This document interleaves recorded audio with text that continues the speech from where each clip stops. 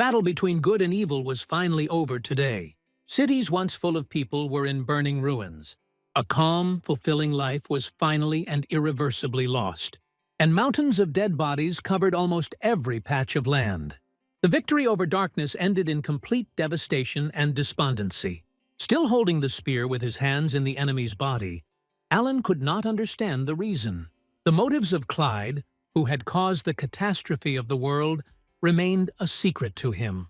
Now the heavenly demon was no longer able to respond to any just reproaches. Suddenly, a familiar voice was heard behind the hero, forcing the guy to lower his hands.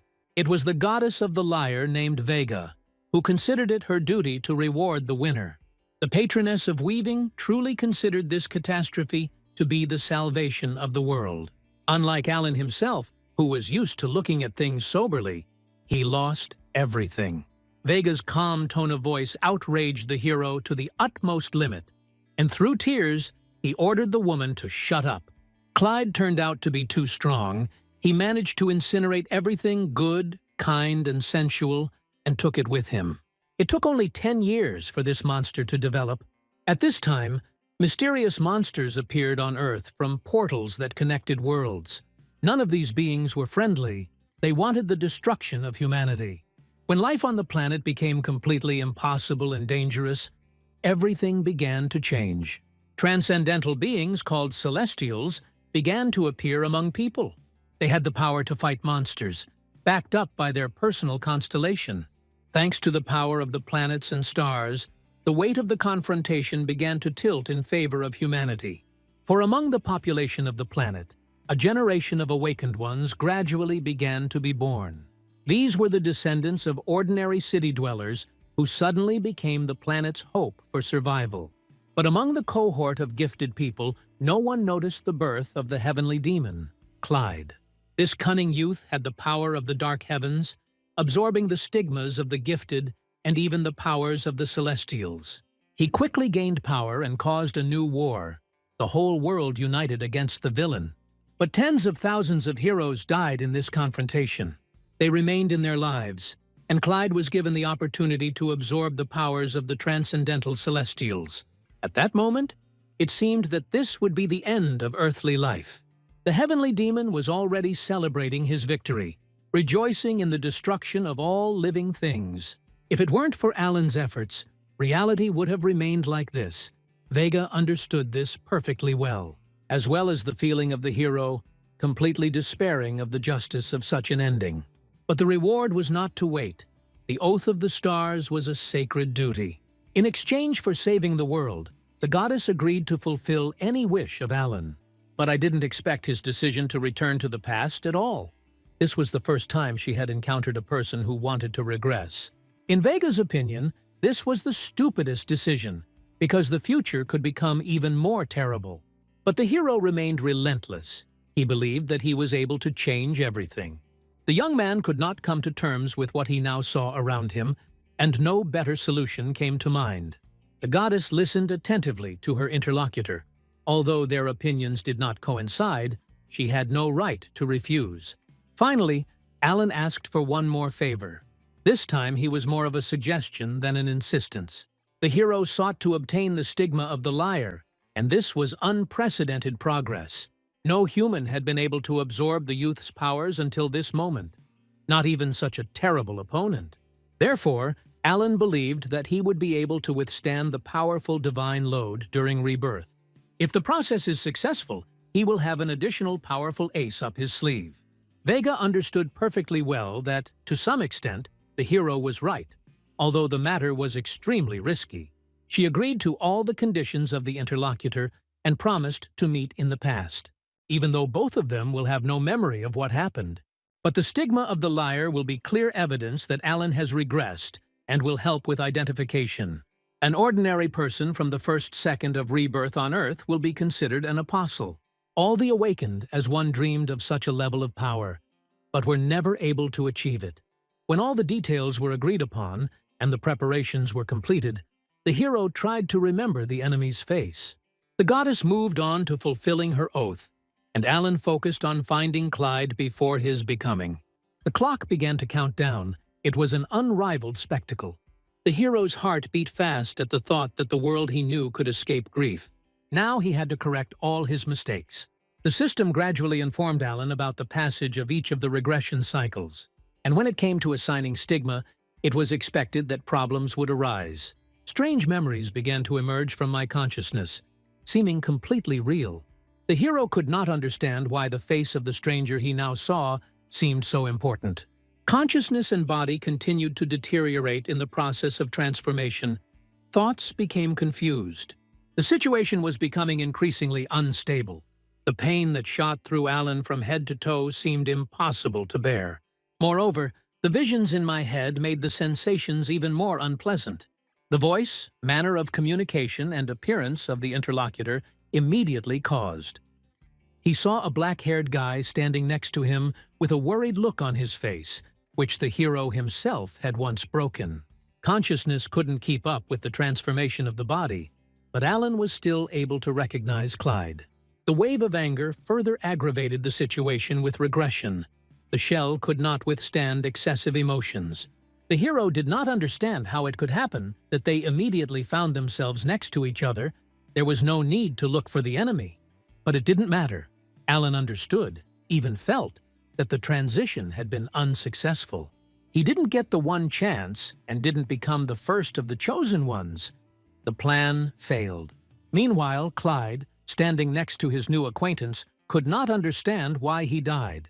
It was a completely unfortunate moment because their lives were in danger, and the heavenly demon itself had not yet even developed its strength and did not have the ability to fight back. The monsters quickly surrounded the guy, who had no idea what to do. Hoping to salvage something from the corpse, Clyde decided to use the power of the dark skies. The future anti-hero had no idea what this could lead to, but he began to suspect something when he saw an unprecedented stigma on the chest of his new acquaintance. A few seconds after placing the palm, the system began to behave strangely. She announced the absorption of the stigma of the liar by the dark skies. This process turned out to be not only strange, but also very painful. At some point, Clyde thought he couldn't handle the strain. Luckily, the absorption process ended before the guy went completely crazy. What's new? Now the anti-hero could see the system window, which was previously inaccessible to him. In addition, the same symbol as the deceased was imprinted on the chest of the absorber. Surprise quickly turned to fear when, unexpectedly, a goddess appeared opposite. Vega came at the call of her stigma and thoughtfully looked around. She knew she had never given such power to any person, so the conclusion was obvious. Before her now stood the hero, the savior of the world, and the only bearer of the fateful constellation. She did not understand that this meeting was supposed to take place between her and the man lying next to her. To Clyde, the whole situation seemed like madness. He had no idea what a regressor meant and what responsibilities it placed on him. It seemed like it was the first time in his life that the guy had heard something like that directed at him. Usually, everything was much worse. Since childhood, in the orphanage, he was taught to deceive people, and not for his own benefit. The director thus wanted to cover up his own crimes without giving anything in return. But then, he didn't yet know that he was approaching the wrong boy with this science.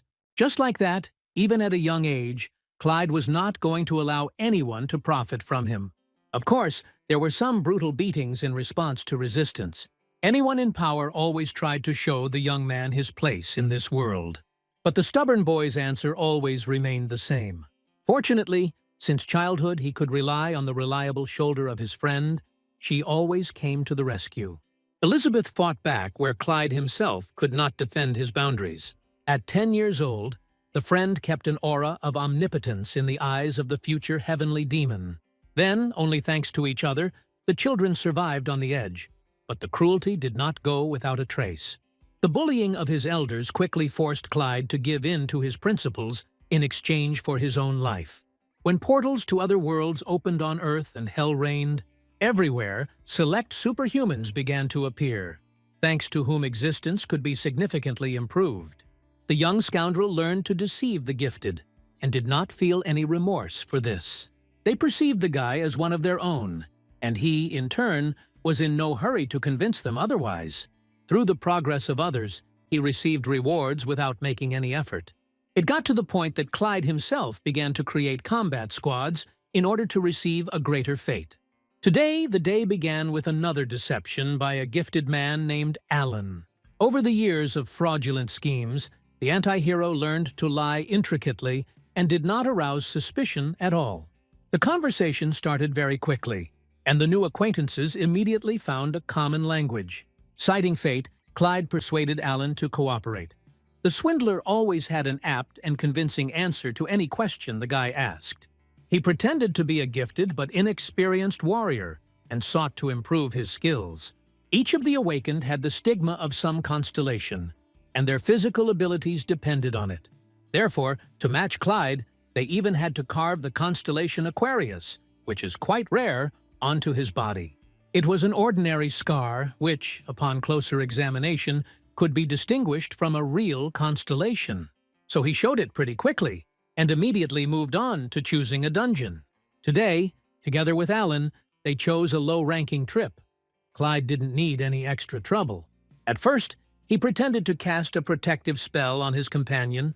The process looked genuine because of a series of tricks the guy came up with. Usually the gifted believed in this theater as much as the gullible Alan. Feeling an unexpected surge of strength, the hero immediately rushed into battle with the first monsters.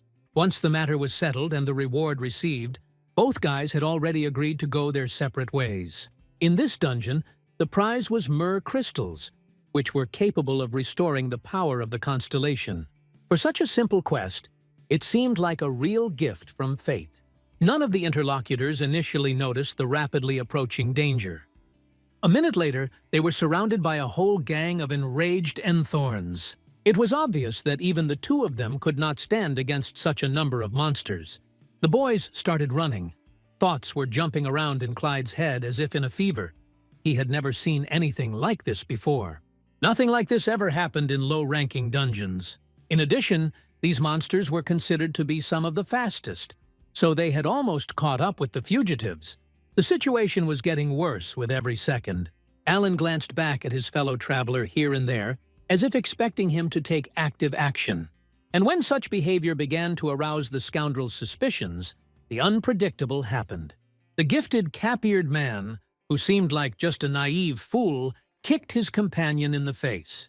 He chose to sacrifice his new acquaintance for his own survival. It was a punch in the gut that Clyde had never expected to receive, which was usually what he did. The swindler fell to the ground and almost immediately heard an enraged growl behind him. Somewhere in the distance he heard Alan's justification, but it didn't matter anymore. His attention refocused on the guy only when he started glowing and screaming in pain. The scammer didn't understand what was happening. No one attacked his new acquaintance. When the stranger breathed his last, the thirst for life won out. Clyde was not going to die in these bushes. Now, the appearance of the goddess and all the events that had happened had sown confusion in the heart of the young man. He hoped that his status as a regressor and the deity nearby would help him deal with the Enthorns. At the same time, the bearer of the fateful constellation was a status that had extraordinary advantages in battle. All that remained was to figure out how to use the new abilities, if any. For the first time, Clyde succeeded in making a complete takeover, and he could not believe that fate had given him such a gifted warrior. The death of a real-time traveler radically changed the fate of the unfortunate orphan. A bunch of thoughts and memories swarmed in the swindler's head. He was so immersed in his feelings that he forgot about Vega's presence. But the goddess demanded an answer. She could punish for the treacherous theft. So Clyde immediately rose to his feet and without a twinge of conscience presented himself as a time traveler. This statement was met with thoughtful silence. After a few seconds, the woman pretended to believe the stranger's words, and he was already happy and relaxed, thinking that he had managed to deceive the goddess herself. But Vega wanted to test the bold statement in action. Clyde was in for a fight. About 100 monsters were now kept in place only thanks to the patroness of the weavers. Since the goddess had never given such power to a man in her life, she sought to find out what he was like. The fateful star was not just a gift. The apostle had the power to deal with this flock with one wave of his hand. The monsters, perhaps sensing the reduction in restraining factors, began to growl at their prey. The sound made Clyde sweat with anxiety. He had never really fought any creature. Vega removed the containment field, and the Enthorns prepared for confrontation. The swindler, realizing that he was in real trouble, decided to play his role to the end. Apparently, after absorbing Alan's power, he felt significant changes inside, but he didn't know how to control it. So when the freaks rushed forward, he relied only on his instincts and agility. A scuffle ensued, during which neither creature was able to reach its victim. The goddess watched the boys' rapid movements but still seemed displeased. Clyde didn't understand this reaction because he was giving it his all. At least, that's what it seemed to him. In the process, the fraudster began to enjoy it. He did not realize that this was a pleasant process. A pleasant bonus was the system's message about increasing spear mastery, which immediately disappeared into a whirlwind of memories that did not belong to Clyde. He saw Alan. I saw how a young man trains hard and applies technique after technique. Now the anti-hero used the same movements that he saw in his mind. It was unknown when those events took place, but the fighting style was a good clue. Even inexperienced, Clyde was able to grasp the level of skill that came with the absorption. In the entire history of his crimes, he had never seen a warrior like him. Unexpectedly, the goddess stopped the Chosen One halfway to his next opponent. It turns out that for some reason she decided that the guy was deliberately delaying the resolution of this confrontation. And this remark completely baffled Clyde. According to Vega, he still hasn't even thought about using the stigma. Although the swindler himself did not realize it, he considered such a surge of strength to be extraordinary. The patroness of the weavers perceived the confusion in the guy's eyes with unexpected understanding. She realized that the regressor, due to time travel, did not understand how to use his skills. Seizing the opportunity to avoid exposure, Clyde readily agreed to the idea. In response, Vega agreed to help in this matter. A moment later, the woman gave the hero she considered to be her chosen one the blessings of the star. This allowed to increase the mastery of stigma. All around was illuminated by lightning, reaching up to the very sky. Clyde felt an insatiable thirst and the ability to destroy all enemies at once. And most importantly, now he felt on some intuitive level what needed to be done. Because of this unexpected change in behavior, the freaks also began to issue warnings. The electrical stimulation had done its job. The pain and rage had to find an outlet. Without even thinking, the young man used blue thunder against his enemies. A skill of only the first level turned the Enthorns into ashes. When the lightning bolt's effect ended, the swindler was finally able to catch his breath. He noticed that all of his opponents had disappeared only when the smoke from the attack cleared. The guy couldn't get his head around what he saw in front of him. In his life, he had never heard of the Lyra constellation, but now he had managed to feel a small part of its power. In addition to this, the young man finally realized who exactly was in front of him. The Lady of the Weaves was not the last deity in the pantheon, and not every warrior could boast of meeting her. Among the many constellations, there were several that bestowed very high rank and power. More precisely, there were 3 of them: Polaris, Deneb, and Vega. Moreover, Vega was considered the strongest of the 3, the most powerful goddess of this world. The fear of realizing his bad deed in the face of such power made Clyde freeze. He did not want to connect his life with the danger of destruction, so he even wanted to confess to what he had done. The strange behavior of the Chosen One again did not escape the watchful eye of the goddess. In the end, the swindler decided to play to the end. He was not one to give up halfway. The guy turned to Vega with the intention of embarrassing the woman with his familiarity. He took her hand in his and introduced himself solemnly. In fact, at that moment, he had no control at all over what came out of his mouth. Clyde's only hope was that he would be able to avoid reprisals and exposure through trickery. It really worked. Vega was now more interested in their relationship than the personality of the interlocutor. When the plan succeeded, butterflies of delight began to fly in the guy's stomach. A million questions from the patroness of the weavers were drowned in the determination of mysterious refusals. The guy always answered the same thing: the future will put everything in its place. But the goddess did not consider this to be her order. She decided that the reason for the refusal to discuss it was her death. She, as always, told her version, and the young man completely agreed, until he realized one thing. The talk was about the destruction of the world and the absorption of energies by the dark skies, that is, by himself. Vega insisted that the destruction of the heavenly demon was the key mission of the hero, the bearer of the fateful constellation. The whole paradox of the situation unexpectedly amused the swindler. With a smile on his face that could not be hidden, he promised that from today on, the world would be safe. He insisted that he would protect all people, the chosen ones and the gods, including the patroness of Tikal. Taking such solemn vows, the woman thought for a moment and became serious. She raised her hand and touched her interlocutor's forehead, announcing that from that moment on he would bless his path in the light of his star. Now the system has declared the guy an apostle. After resolving all the nuances, Vega's eyes were seen not far from Alan's body. In a voice that didn't even tremble with the lie, Clyde replied that he was a terrible thief. The guy insisted that his destruction was unavoidable. The goddess seemed satisfied with these explanations, but she still wanted to tell something important. Although the restriction did not allow this to be done, it was a sacred law that could not be broken. With her blessing, she touched upon the laws of the creation of the world, and from now on, she could not directly interfere with what was happening. Returning to her monastery, Vega persistently asked to come to her temple on Sunday. As the portal closed behind the goddess, Clyde fell to the ground, exhausted from the strain. He still couldn't believe what had happened to him. For the first time in his life, the benefits were greater than the losses. Looking at Alan's body, the guy thanked him again for the gift he had managed to receive. Although the regressor no longer cared, he finally knew peace. After such intense events, the upcoming heavenly demon decided not to return home empty-handed.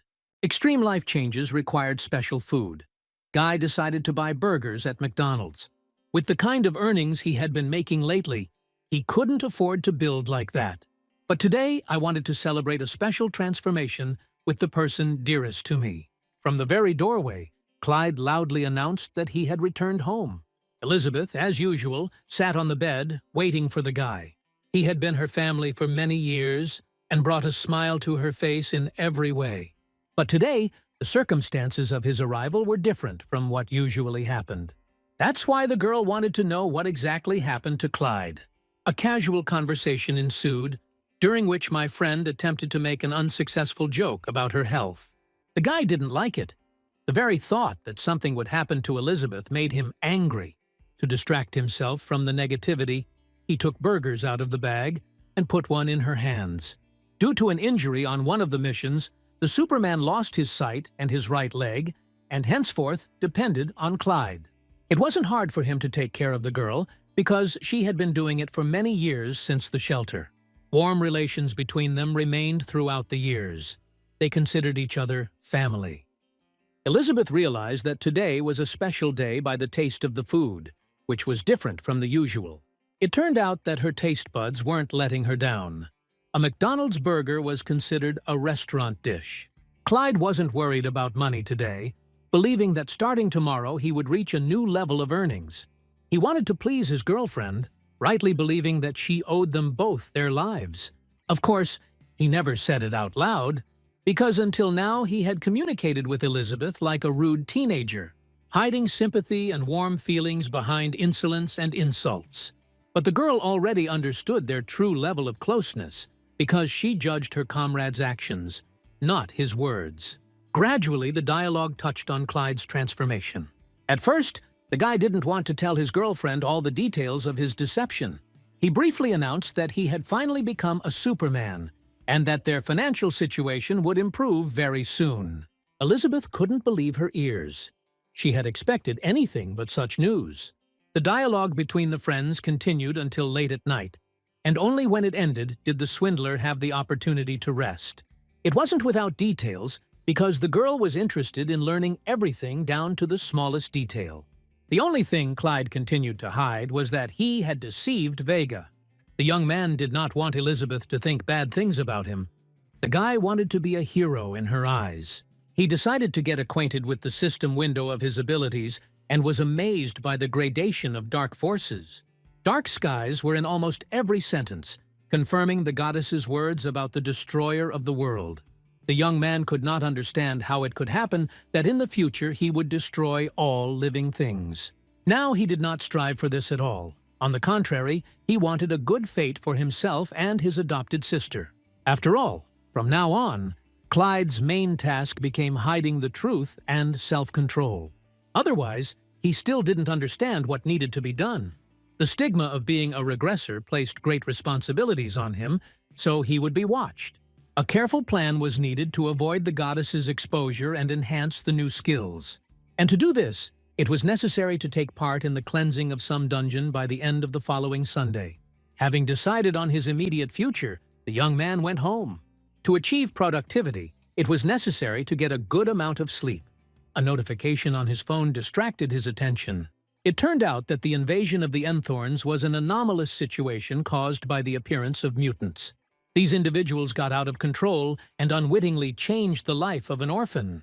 This happened sometimes, but it still remained a big event in the information space. If he had remained a rookie without powers, Elizabeth would never have heard her comrade's voice in her life. Since the press advised against approaching this dungeon, Clyde decided to re-elect it. The next morning, the guy realized that he was not the only one who wanted to. Several heroes were gathering a team. The excitement among the warriors was caused by the reward of myrrh crystals. Just yesterday, he would have willingly agreed to all the proposals that were announced here. But today, I preferred to explore the area on my own. Clyde moved slowly through the dark thickets in no hurry. But after a few minutes, I saw the eyes of several Enthorns in the nearby bushes. They rushed at the potential victim without even thinking. Some individuals demonstrated remarkable intellectual abilities in attempting to surround the enemy. But it was all useless.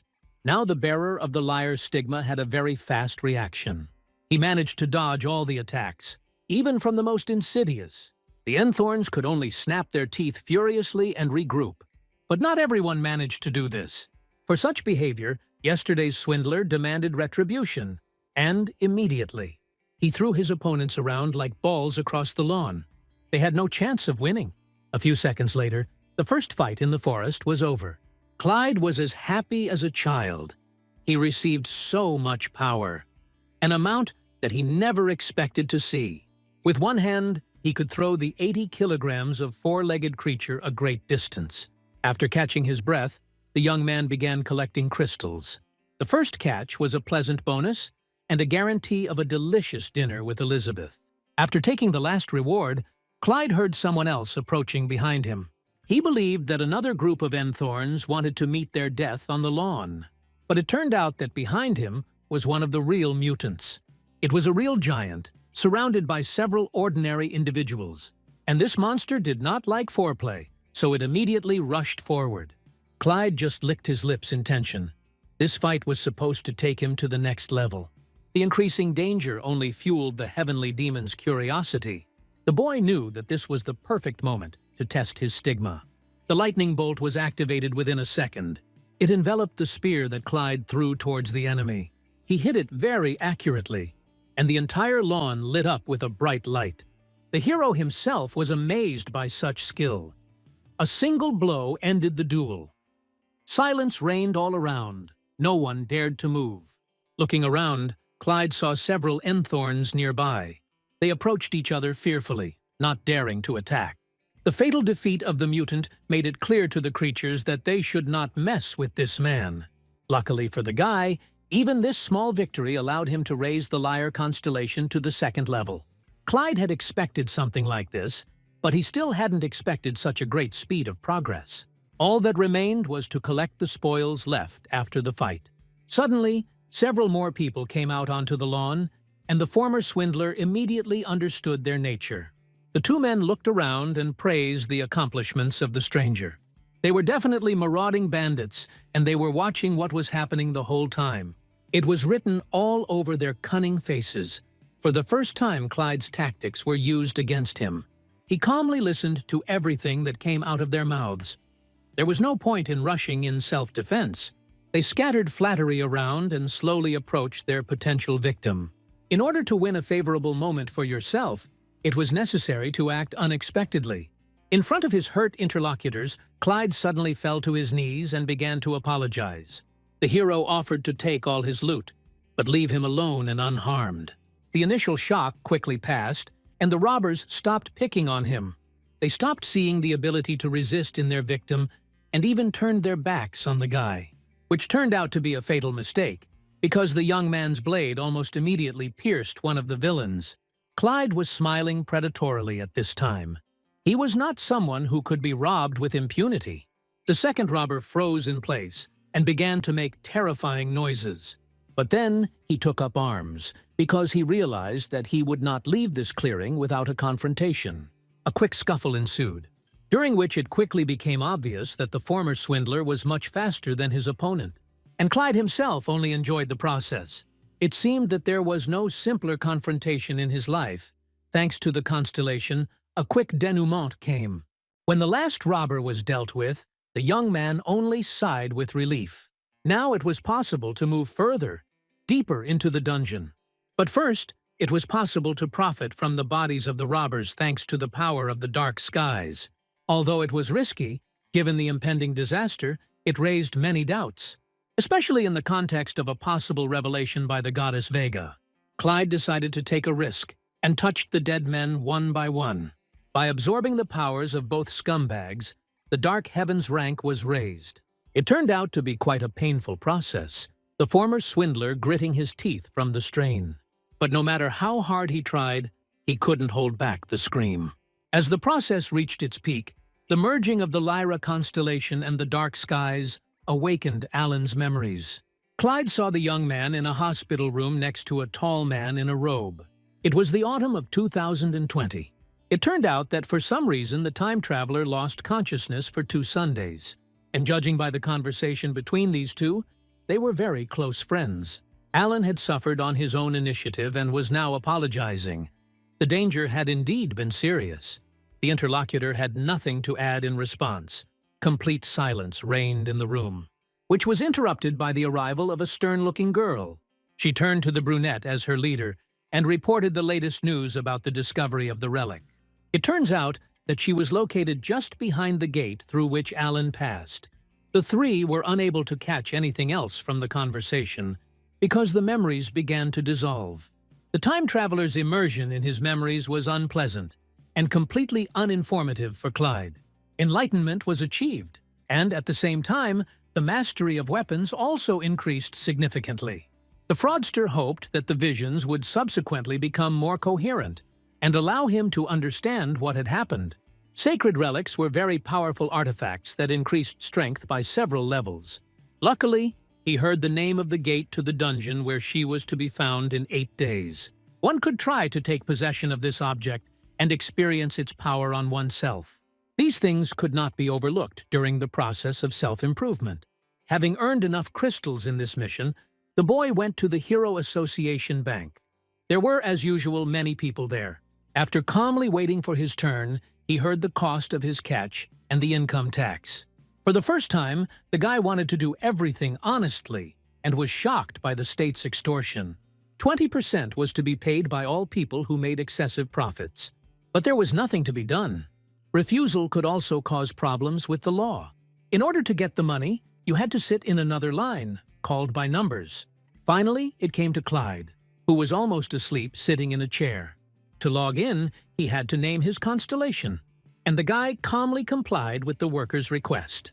The word Lyra caused a stir as expected. At first, the interlocutor did not believe what she heard. She had little control over her emotions, unlike the client, who remained unperturbed. Clyde clearly and confidently dictated the name of the constellation letter by letter, so that there would be no more doubts. After that, the speed of service reached a completely new level. The attitude also changed instantly. The manager said that the young man should move to the VIP room. With the stigma of the liar, nothing else could be expected, although Clyde preferred to remain in the shadows as much as possible. So the former swindler resigned himself to the idea that this is how his life would now look. The VIP room turned out to be quite cozy, despite its large size. To top it all off, there was already some arrogant blonde guy sitting there. It was clear at first glance he was used to behaving insolently and condescendingly. Clyde just silently studied his neighbor. He wasn't used to revealing all his cards right away. Finally, deciding that he did not want any more conflicts, the young man turned his attention to the food on the table. There was nothing there but real exclusive snacks that were simply impossible to refuse. Only after looking at such a variety did Clyde realize that he had never actually held a grain in his mouth. Unable to restrain himself any longer, the boy began to greedily devour the bank's gifts. Despite his neighbor's disapproving gaze, the swindler had long since ceased to depend on anyone else's opinion except Elizabeth's. Hunger was tired, and it was time to think about a friend. She would not refuse to try something tasty. Clyde's thoughts and dreams were interrupted by the voice of a stranger. The blonde had never seen such hungry celebrities in the VIP room, and I could not remain silent and not express my contempt for this matter out loud. The hero calmly swallowed the last portion of food and cheekily remarked that his opponent had a long tongue. When Clyde looked up at his interlocutor, he saw his absolute copy in front of him. But of course, the blonde didn't understand this. He only became more angry. The fraudster continued to hold the bar. He remembered the manager's reaction and wanted to reinforce it. Therefore, I added as much weight to my personality as possible without going into details. And he emphasized that everyone already knew him, except for his neighbor in the VIP room, who seemed to have lost his memory. The last clarification replaced the blonde's anger with anxiety and warning. For, judging by the behavior of the interlocutor, he really was an important person. It was necessary to be friends with such people, and not to quarrel with them or to consider them enemies. The guy started going through all the possible options of celebrities and legendary warriors in his head. He was not attached to age, because he knew that upon acquiring the 9th star, the carrier's body could rejuvenate. The special attitude of the bank employees towards this man also indicated his exceptionalism. In the end, all the thoughts in the neighbor's head formed the behavior and excuse of his own ego. Clyde was pleased with his inventive and provocative effect, but he couldn't stop playing out his scam, further increasing the interlocutor's fear. The blonde jumped up from his seat, bowed politely, introduced himself as Brian, and apologized again for his behavior. It turned out that the neighbor was a member of the Imperial Scorpion Guild, which was one of the top guilds in the country. It is obvious that all the people of Korea knew very well who was her head. Clyde decided to continue lying and noted that he was friends with their leader personally. This increased the level of respect for the guy in Brian's eyes. So in the end, the swindler decided to send his regards to the head of the Imperial Scorpion Guild. He even gave his own name, hoping that the man would not attach much importance to it. Meanwhile, the blonde reached a new level of sycophancy, and once again apologized for his boorish behavior. Clyde's response was a wide grin. It was the easiest lie he had ever pulled in his life. The hero decided to imitate a light image and offered to work off the unworthy act. Brian immediately agreed to all the conditions, even before hearing them. And just a few minutes later, a large portion of food ordered from the restaurant was on the table in front of the crook. Clyde did not do this for himself. He hoped to please Elizabeth in this way. Having done what was required of him, the blonde said that he was going home. From that moment on, he was not interested in the affairs of the bank. Brian was so nervous that he could not find a place for himself. The unfortunate, arrogant major left the room, bowing to Clyde until the very end. From that moment on, the VIP apartments were ruled by one owner. The mood improved even more when the swindler pulled out his interlocutor's wallet from under his buttock. He could not resist such a temptation and cleaned the impudent fellow to the last thread. But delight quickly turned to surprise when Clyde saw a find at the bottom of one of his pockets. There lay a myrrh crystal, obtained by destroying a mutant. These creatures themselves were rare, not to mention the rewards for them. The precious guest's reflections were interrupted by the appearance of the manager. The man stood in the doorway and looked at the client. His name was Ben, and it turned out that this man was the leader of the emergency response team. The acquaintance ended with a firm handshake. It was time to get down to business. Thanks to the power of the dark skies, Clyde soberly assessed that before him was an interlocutor of the greatest power. This was also confirmed verbally. The 6 stars of the Taurus constellation were a genuine achievement in the world of heroes. It was the turn of the fraudster himself to answer uncomfortable questions about his own capabilities. The institution needed to check the newcomer's claim about the stigmatic constellation of the liar as thoroughly as possible. No one trusted the word of the first person they came across in such matters. Confirmation was needed, especially since this had never happened in the human world. Clyde calmly showed his mark on his chest. The interlocutor began to look at her thoughtfully. Finally, after a few seconds of silence, he offered to take the exam and his services. It was a personal, private test. Of course, Clyde had no option to refuse without arousing suspicion. 15 minutes later, the future opponents found themselves in the training hall. The instructor insisted that the candidate had to use real weapons during the fight. From the heavenly demon's perspective, this was overconfidence, but he didn't object. On the contrary, he was interested in what might happen during such a confrontation. Between them was a 4-star experience. There had to be a major upgrade or a quick loss. Clyde decided not to waste time and was the first to rush into the attack. Ben took a defensive stance, armed only with boxing gloves.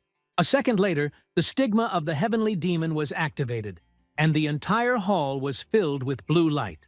The instructor's eyes had never seen such a sight in his life. The 2-star candidate seemed much stronger than expected, perhaps stronger than Ben. And with each blow, the boy increased his pressure even more. Therefore, urgent measures had to be taken to stay in place. Clyde was thrown about 20 meters and hit his back against the wall. Seeing that his opponent had stopped and caught his breath, the manager was afraid that he had gone a little overboard with the counterattack. But unexpectedly, the heavenly demon said that he was ready to continue the fight. For the guy, everything that was happening was perceived as a challenge, a wall that he had to break through. Ben didn't object, but rather prepared for the second round. Once again, the candidate was the first to attack, and this time the activation of the stigma was even faster. The instructor did not dodge in response, but adopted the tactic of blocking possible blows. This could be used to one's advantage. At the right moment, Clyde made a feint, and he himself rushed in the other direction to catch the enemy by surprise. During the maneuver, the swindler felt the stigma level increase. The lightning skill reached the second level. The next blow was like an attack from a completely new person, and at least twice as strong. It was strange for Ben to test an opponent who was improving his skills with every passing second. Clyde himself also felt that he couldn't stop now. He could achieve an even greater upgrade. Both opponents gradually began to forget that this was an ordinary test and not a real battle. The manager became increasingly involved in the confrontation, moving towards more active actions. And at some point, he even managed to hit the candidate in the face. This outburst stopped the testing in an unexpected way. Clyde again flew a great distance away from his opponent and fell to the floor unconscious. Ben immediately rushed to him, calling for medics at the same time. The healing elixir helped the young man quickly get back on his feet. Fortunately, there were no serious injuries and none of the men had to worry about the consequences. Naturally, no expenses were asked from the hero. All responsibility was placed on the manager. He paid for a very expensive potion out of his own pocket. But Clyde insisted not to worry. He was pleased that his opponent had used his stigma to win. This meant that his own strength and skills were truly difficult to overcome, even for the experienced. Meanwhile, Ben himself could not stop looking at the genuine only apostle of the goddess Vega in the world. He could not miss the chance to have a personal conversation with such an outstanding person. That's why I asked about it directly, which led my interlocutor into a dead end. Clyde didn't know how to react or what awaited him. It turned out that the manager wanted to offer the young man admission to his guild. He talked about all the advantages of such a solution, while the fraudster himself reasoned about the consequences. The heavenly demon rightly believed that with the rapid development of his skills, he could receive better offers. He didn't want to limit himself to any boundaries now, so he politely declined the invitation. But Ben went to extreme lengths to persuade the candidate to agree, even offering not to work at all. Getting paid to do nothing was a really good deal. So Clyde decided to listen to his interlocutor a little longer, finding out more details. Even nominal participation of a liar stigma bearer in a guild will give it greater significance. Ben believes that such an alliance would benefit both parties with minimal commitment. The newly minted hero, accustomed to getting money without effort, was truly interested. He believed that he had won a real lottery and that Elizabeth would thus have a secure life. But you couldn't show the manager your immediate consent. You had to maintain your reputation. Clyde decided that from that moment on, he would radically change his existence. He will become the master of the world, at least his small one. The decisive factor was that membership in the guild exempts one from mandatory taxation. The young man still could not forget these 20% reimbursed to the state. Therefore, after just a moment, he gave his consent to fruitful cooperation. And this day ended better than he expected. The guy went home full of hope for a bright future. A better life was already on the horizon, but it was overshadowed by possible exposure. Clyde remembered Vega's wishes to meet on Sunday, which was already drawing to a close. He was very nervous, but he could not avoid carrying out the goddess's orders. His legs themselves led him to the sanctuary of the patroness of weaving. There were many people there. The parishioners conscientiously prayed for the attention of the deity and his mercy. It was within Vega's power to make a person become one of the awakened and change his life. In essence, he was walking proof of this theory. Gathering his courage, the young man crossed the gate that connected the two worlds. A few seconds later, Clyde's eyes opened to the goddess's sanctuary. It was an extremely grandiose spectacle, previously inaccessible to the guy. He wanted to remember this beauty that surrounded him forever. But there was no time to waste. The main task was to find the owner of this place. It took the guy some time to find it, but the meeting finally took place. Vega was surprisingly serious. It seemed like she had learned the truth. Clyde's heart was gripped by a sticky feeling of dread. But having overcome his anxiety, the young man masterfully began to pretend to be kind and loving. This manner of communication again confused the woman. To completely distract his attention, the guy immediately began to apologize for his behavior. The goddess began to insist that the past should be left where it belongs. The memories, no matter how beautiful they were, did not correspond to reality now. And although Vega said that she didn't like flattery, it looked the other way around. Finally, the dialogue moved to a more pressing topic. The patroness of the weavers noticed that while they had not seen each other, the guy had upgraded himself. This was appropriate, given the details of the catastrophic future that must now be discussed. The goddess insisted on her right to know the details in order to help, but Clyde did not know them. Therefore, we had to rely on general phrases about the heavenly demon. The guy had a hard time talking about his essence because no one knew it better than him. This turned out to be valuable information that made the patroness of the weavers think. The fraudster insisted that until the last moment, no one had guessed the true identity of the enemy. And such a statement aroused suspicion in the interlocutor because a regressor stood in front of her. And this meant that in the future he had already fought and destroyed his opponent. That is why he was endowed with such extraordinary power, which Clyde, of course, did not suspect.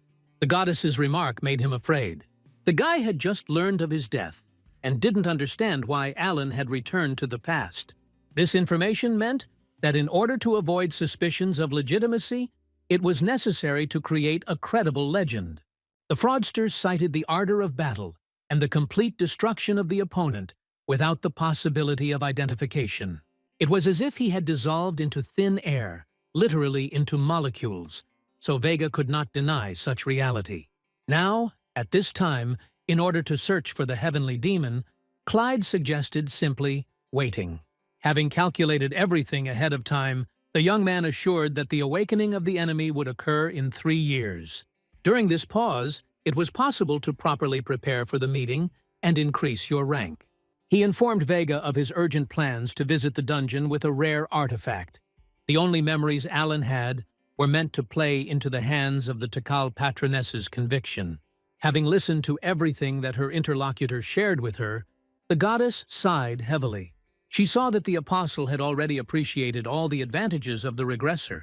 Clyde didn't even have time to be surprised, and the woman had already violated his personal space and hugged him like a close person. She really cared about the hero and didn't want him to be overwhelmed. Such unheard-of kindness on Vega's part instantly disarmed the swindler. and he began to reproach himself for lying. But the instinct of self-preservation still prevailed. Clyde began to assure the teacher that he was ready to face any challenges for her sake.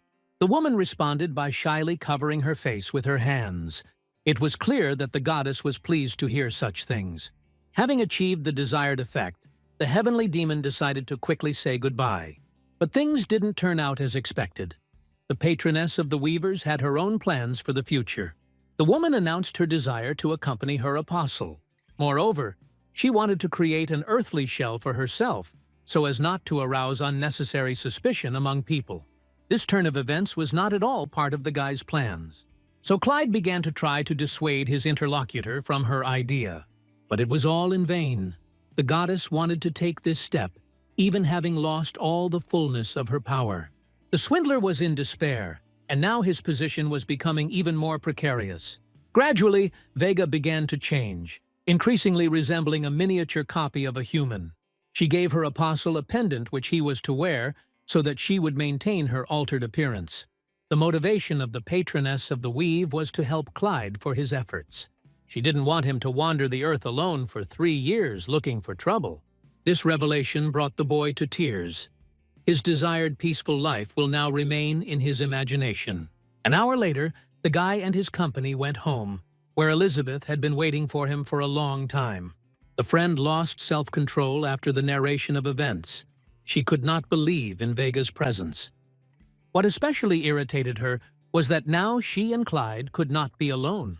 It was time for dinner, and the guy took out all the food he had managed to shoot during the day. The McDonald's burger delighted not only Elizabeth, but also the goddess. She had never tried human food before and was very pleased. The blind gifted girl was interested in the reasons why Vega chose Clyde. But she calmly replied that it would have been impossible to find a more suitable candidate anywhere in the world. The patroness of the weavers, without hiding anything, declared that the young man was destined to become the greatest warrior. Elizabeth did not deny it out loud, although she immediately thought of her comrade's fraudulent past. But when she heard that they considered her special, she forgot about her previous opinions. Clyde didn't ask anything. He just silently listened to the dialogue between the two women. As it turned out, having a goddess in the house was very beneficial. The patroness of the weavers could make a girl regain her lost sight. But this had to be done not today. At least, that's what the supernatural creature assured. After a good, nutritious dinner, Vega felt tired and tried to rest. Having said goodbye to the owners of the house, she promised to visit them tomorrow. When the visitor disappeared into the portal, the stunned comrades could not understand what had happened. The vision-healing story seemed too good to be true. But Elizabeth was not one to dwell on anything, so she chose a more pleasant topic of conversation. The girl wanted support more than anything else now, so she asked to lie on Clyde's lap. This tradition was maintained by them for many years, as well as the rude comments from the guy who couldn't even think of refusing his girlfriend's request. The peculiar manner of communication ultimately suited both of them. They understood that it was all a joke. Soon, Elizabeth announced that she was going to sleep in this position. Clyde was happy with this state of affairs. It had been a long time since friends had had such close contact, and it was nice after a busy day. The 2 days before the opening of the dungeon passed quietly. The guy was at home. Vega joined the test. She was interested in accompanying her apostle. From the goddess's behavior, it became clear that she completely relied on Clyde and trusted him. This flattered the heavenly demon. But the urgent task was to subdue this strange dungeon and obtain the artifact. For this purpose, the guy made reserves of valuable Zill, but was thinking about absorbing the constellation Aquarius. The abilities of this stigma made it possible to prepare tinctures on one's own and even sell them to others. The guy didn't immediately hear the enemy approaching, but his quick reaction came in handy. It was one of the giant tentacles that was trying to grab him from behind. Looking back, the hero saw a small creature that had probably been following them for some time. Under the goddess's watch, he could not ignore any of the dangers, so he decided to attack. He rushed back with the intention of killing his pursuer. But halfway there, he was met by a powerful explosion, and the creature seemed to resort to self-destruction. The hideous monster left behind even more vile remains. For the goddess, This situation also seemed rather strange, especially when each of the monster's particles turned into an independent organism. Strengthened by some magical power, they rushed together at the dungeon conqueror. This was aggravated by the fact that any careless movements could provoke a new explosion. Since he had to act carefully, Clyde decided to use the good old method, a classic brawl, but with some peculiarities. For example, it was a good idea to use the long-range combat skill.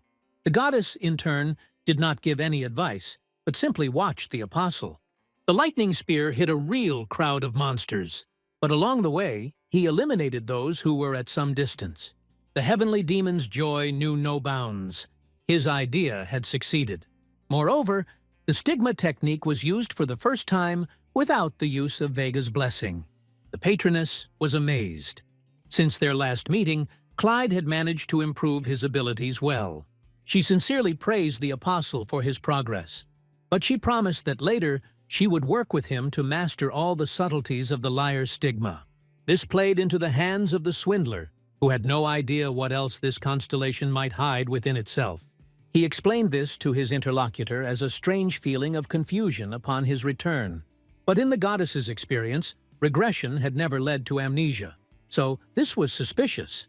To correct this impression, Clyde presented several hypothetical arguments in his favor, and these thoughts, nevertheless, found a response in Vega's consciousness. They had a basis for existence. To consolidate the result, the swindler got back on his favorite horse. While the riddles about the possible sympathy between them in the past worked, it was necessary to use them. But today, such behavior of the apostle only irritated the goddess. She insisted that such topics should be completely excluded from their communication in the future. The conversation had to be interrupted due to the space being filled with ominous energy. The patroness of the weaver felt this and immediately informed her ward. On the floor, the young man saw one of the black myrrh crystals from the mutant. This was the second time he had encountered such an object in places where it shouldn't have been.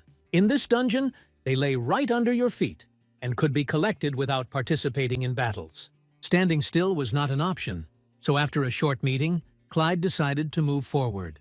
What was happening now had never happened before in the entire existence of Vega. On the way, they did not meet a single enemy, but the feeling of danger did not leave the patroness of the weavers. The landscapes seemed uniform, as if they were wandering in circles, and the goddess noticed it. An unexpected salvation in the situation was an unpleasant smell in one of the tunnels. The swindler immediately seized on this nuance and suggested exploring this passage. With every step, the stench became more and more unbearable.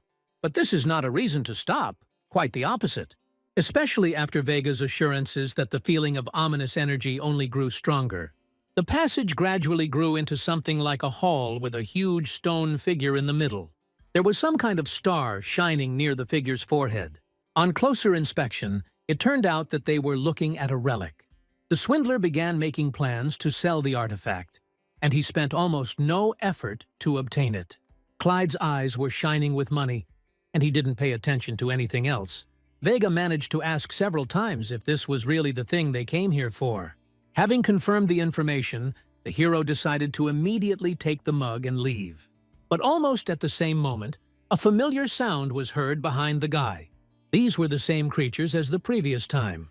As it turned out, they were the guards of the relic, and the number of monsters was astonishing. Clyde wasn't afraid of another fight. His only desire was to speed it up. But this dungeon could still surprise. The green creatures united into a giant monster. The gigantic dimensions made the young man doubt his abilities. The monster loomed over its enemy, ready to fight. Upon closer inspection, it seemed that this was a non-trivial opponent. The goddess watched the guy's reaction, but interpreted it incorrectly. Such a meeting was unexpected. She decided not to interfere, but just to watch from the sidelines. Clyde, in turn, could not lose face in the eyes of his patroness, so he agreed with everything. The guy simply had no choice. He had to make do with what he had. To be honest, the swindler didn't even know how to approach the monster. For the first time in his life, he encountered such a gigantic killing machine. In addition to this, the young man still did not know any stigma technique other than lightning. But he hoped that during this fight, he would be able to discover new interesting facts about his strength. The green, ugly monsters couldn't have become armored in an instant. They had to have weak spots. Suddenly, Clyde remembered the gun he had brought with him in his bag and took it out. Without any extra thoughts in his head, the guy fired a bullet towards the enemy. The unconventional approach threw both opponents off track. Obviously, such an attack looked like a shot to an elephant. But the shot was a good distraction that needed to be used to advantage. Clyde quickly grabbed the spear and ran forward. By jumping into the air, he hoped to hit his opponent in the head, or at least in the neck. The swindler hoped to solve everything with one attack by increasing his energy power. The spear was stuck in the green giant's back, and the cave was illuminated by a bright flash of lightning. The monster growled angrily, but did not return to its attacker. Clyde gritted his teeth, realizing that something unpredictable was happening now. And indeed, the enemy released several tentacles, trying to grab the guy and take revenge on him. One attack was not enough in this fight. The situation was getting worse. The swindler maneuvered as skillfully as his abilities allowed, but the giant could grow new limbs at the speed of light. If it weren't for the guy's cunning, he would have fallen into the trap long ago. Clyde hopes this bastard didn't have any extra cards up his sleeve, because otherwise he might not be so lucky next time. At some point, the sky demon was able to turn around and jump on the monster from above. There was not a second to lose, so Stigma was brought into play once again. Lightning struck the monster right in the face, and it growled in rage in response. What made it even more difficult was that, with each blow, Clyde was gradually losing control due to the force. But, to the guy's great surprise, he still managed to knock the monster to the ground. The swindler barely managed to avoid being crushed, and it seemed that the green giant lost consciousness. And this greatly amused Clyde. He became so distracted that he lost his vigilance. Confidence in one's own power became stronger and stronger. Vega's scream, which had always remained silent, immediately awakened tension throughout his entire body. But it was too late. One of the monster's tentacles hit the young man in the chest. The attack was very strong, and the hero disappeared in a column of ash and pieces of stone. The goddess immediately flew closer to assess the extent of the damage and help if necessary. But danger still threatened both of them. The monster had woken up and was ready to continue. Since there was no more strength left in the rogue's body, he decided to ask the patroness for help. She had to give one more blessing to support the youth's vitality. After briefly considering this request, Vega agreed. And indeed, the boost seemed to breathe a second life into Clyde. The level of mastery of Stigma, together with tenacity, has increased significantly. In just a moment, the guy was flying towards the enemy with the aim of destroying him. He, in turn, dragged many tentacles towards the guy. Clyde masterfully dodged all the obstacles, just like last time. But very soon he got tired of doing this. It was time to fight back. With the help of the Stigma of the Liar, the young man repelled the monster's attacks with one counterattack. Once that was done, it was time to strike the mutant's body itself. Blow after blow rained down, but at the same time, the amount of mana in the hero's body decreased. But Clyde didn't think it mattered. At that moment, he felt a power without limits inside himself. Yesterday's swindler rushed into battle with renewed vigor, leaving his opponent no chance to maneuver. With his whole being, the heavenly demon felt that the duel was nearing its end. Some explosive feeling continued to brew inside. The guy came to his senses only when he heard the voice of the goddess. She ordered him to stop, because in reality, the victory had already been won. Clyde felt confused. He realized that he had lost control of his consciousness for a few seconds. A feeling of pain, unbearable pain in the chest, cut through my thoughts. The goddess immediately reacted as if she knew what was being discussed. Lifting his shirt up, the young man saw that his stigma had begun to change. The hero's indicators were increasing. As evidenced by the system notifications, he reached the 3rd star. This growth took him less than a month. Moreover, Vega was amazed that this was how the most complex stigma in the world developed. From what the goddess saw, it turned out that this young man was not as simple as she initially thought. Clyde finally lost consciousness from the unbearable pain. And no matter what efforts the patroness of weaving made, it was all in vain. The overvoltage was given in signs. The swindler didn't know how much time had passed before he opened his eyes. At first the guy even thought he was dreaming, but it was really Vega who was very concerned about his well-being. During the time that consciousness was absent, the goddess managed to take on a form that was adaptive to humans. It was surprising, considering what she had said in the shrine about limiting her own powers.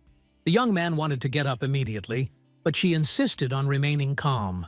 It was necessary to make sure that Clyde had finally regained his health. Thinking out loud to the goddess gave the swindler a strange feeling, as if he were talking to his mother. The guy wasn't going to argue with her, especially when I saw that the woman was behaving strangely. Every time this happened, the heavenly demon suspected that he had been exposed. But this time, the goddess was embarrassed that the apostle called her by name. According to her, it could not be called a bad act. Since she allowed even Elizabeth to address her in this way, Clyde could do the same. But it made her think about their past relationship, because of which the scammer immediately had to reconsider the situation with flirting in relation to personal matters. He no longer wanted to address his mentor in an informal manner, but Vega immediately stopped his powers and returned the situation to its usual circle. Suddenly, the laws of the world once again applied their restrictions to the patroness of weaving. Fortunately, this happened now, and not when the young man was unconscious. Clyde felt guilty about this because he had forced the goddess to break the rules again. Vega was not against any restrictions if her apostle thus reached the third star. Looking down, the swindler saw all the stock of bottles with healing potions. They were completely empty. This could only mean one thing. The goddess was not healing him on her own. She herself confirmed this with the sincere spontaneity of a child, not knowing about the preciousness of the things. This peculiar confession brought the heavenly demon to tears. It turned out that this dungeon is the most expensive in the hero's career, at least to date. The young man demanded details, but the goddess avoided this conversation. It is unclear for what reasons she did not even want to tell how she poured the potion. Without saying a proper goodbye, Vega disappeared into the glow of the portal, leaving Clyde alone with his thoughts. The guy immediately frowned. He didn't like secrets, but now it was important to get the relic. The reason why he was in the dungeon. Even at the mention of the possible monetary gain, a smile appeared on Clyde's face. The guy pulled the cup from the statue's forehead quite deftly. Now he was interested in the possibilities of this little thing. The swindler hoped that the relic also had several stars, and that he had not suffered such torment in vain. The heavenly demon was amazed when the cup in his hands became active. Something was definitely happening, but he couldn't tell if it was good or bad. Suddenly, the system reported the absorption of the sacred relic's energy. The dark skies showed themselves in an unexpected light here too. This evil force sought to develop and used every opportunity to do so. This was the first time this had happened to Clyde in relation to the word. Before, he had only robbed people. If the relic's power had been absorbed, it was now completely useless. This development of events did not fit into the fraudster's pre-planned plan. He couldn't make any money from this dungeon, and in fact, he lost a large sum. Today, Elizabeth's life already has many chances to change for the better. The hysteria was stopped by the appearance of strangers. There were several people who hid their identities behind deep hoods. They looked at the hero in silence, not moving from their places. Suddenly one of the strangers laughed. He also did not expect to see the conqueror here. This group was going to carry off the relic incognito and had no intention of giving it up now. Clyde didn't want to fight, so he simply offered to buy the thing from him. He argued in favor of this idea, insisting that he did not need the cup. And in conclusion, he played the card of an inexperienced warrior. Silence reigned in the cave. What unexpectedly cut through the laughter of the group leader, he assured that they did not intend to threaten.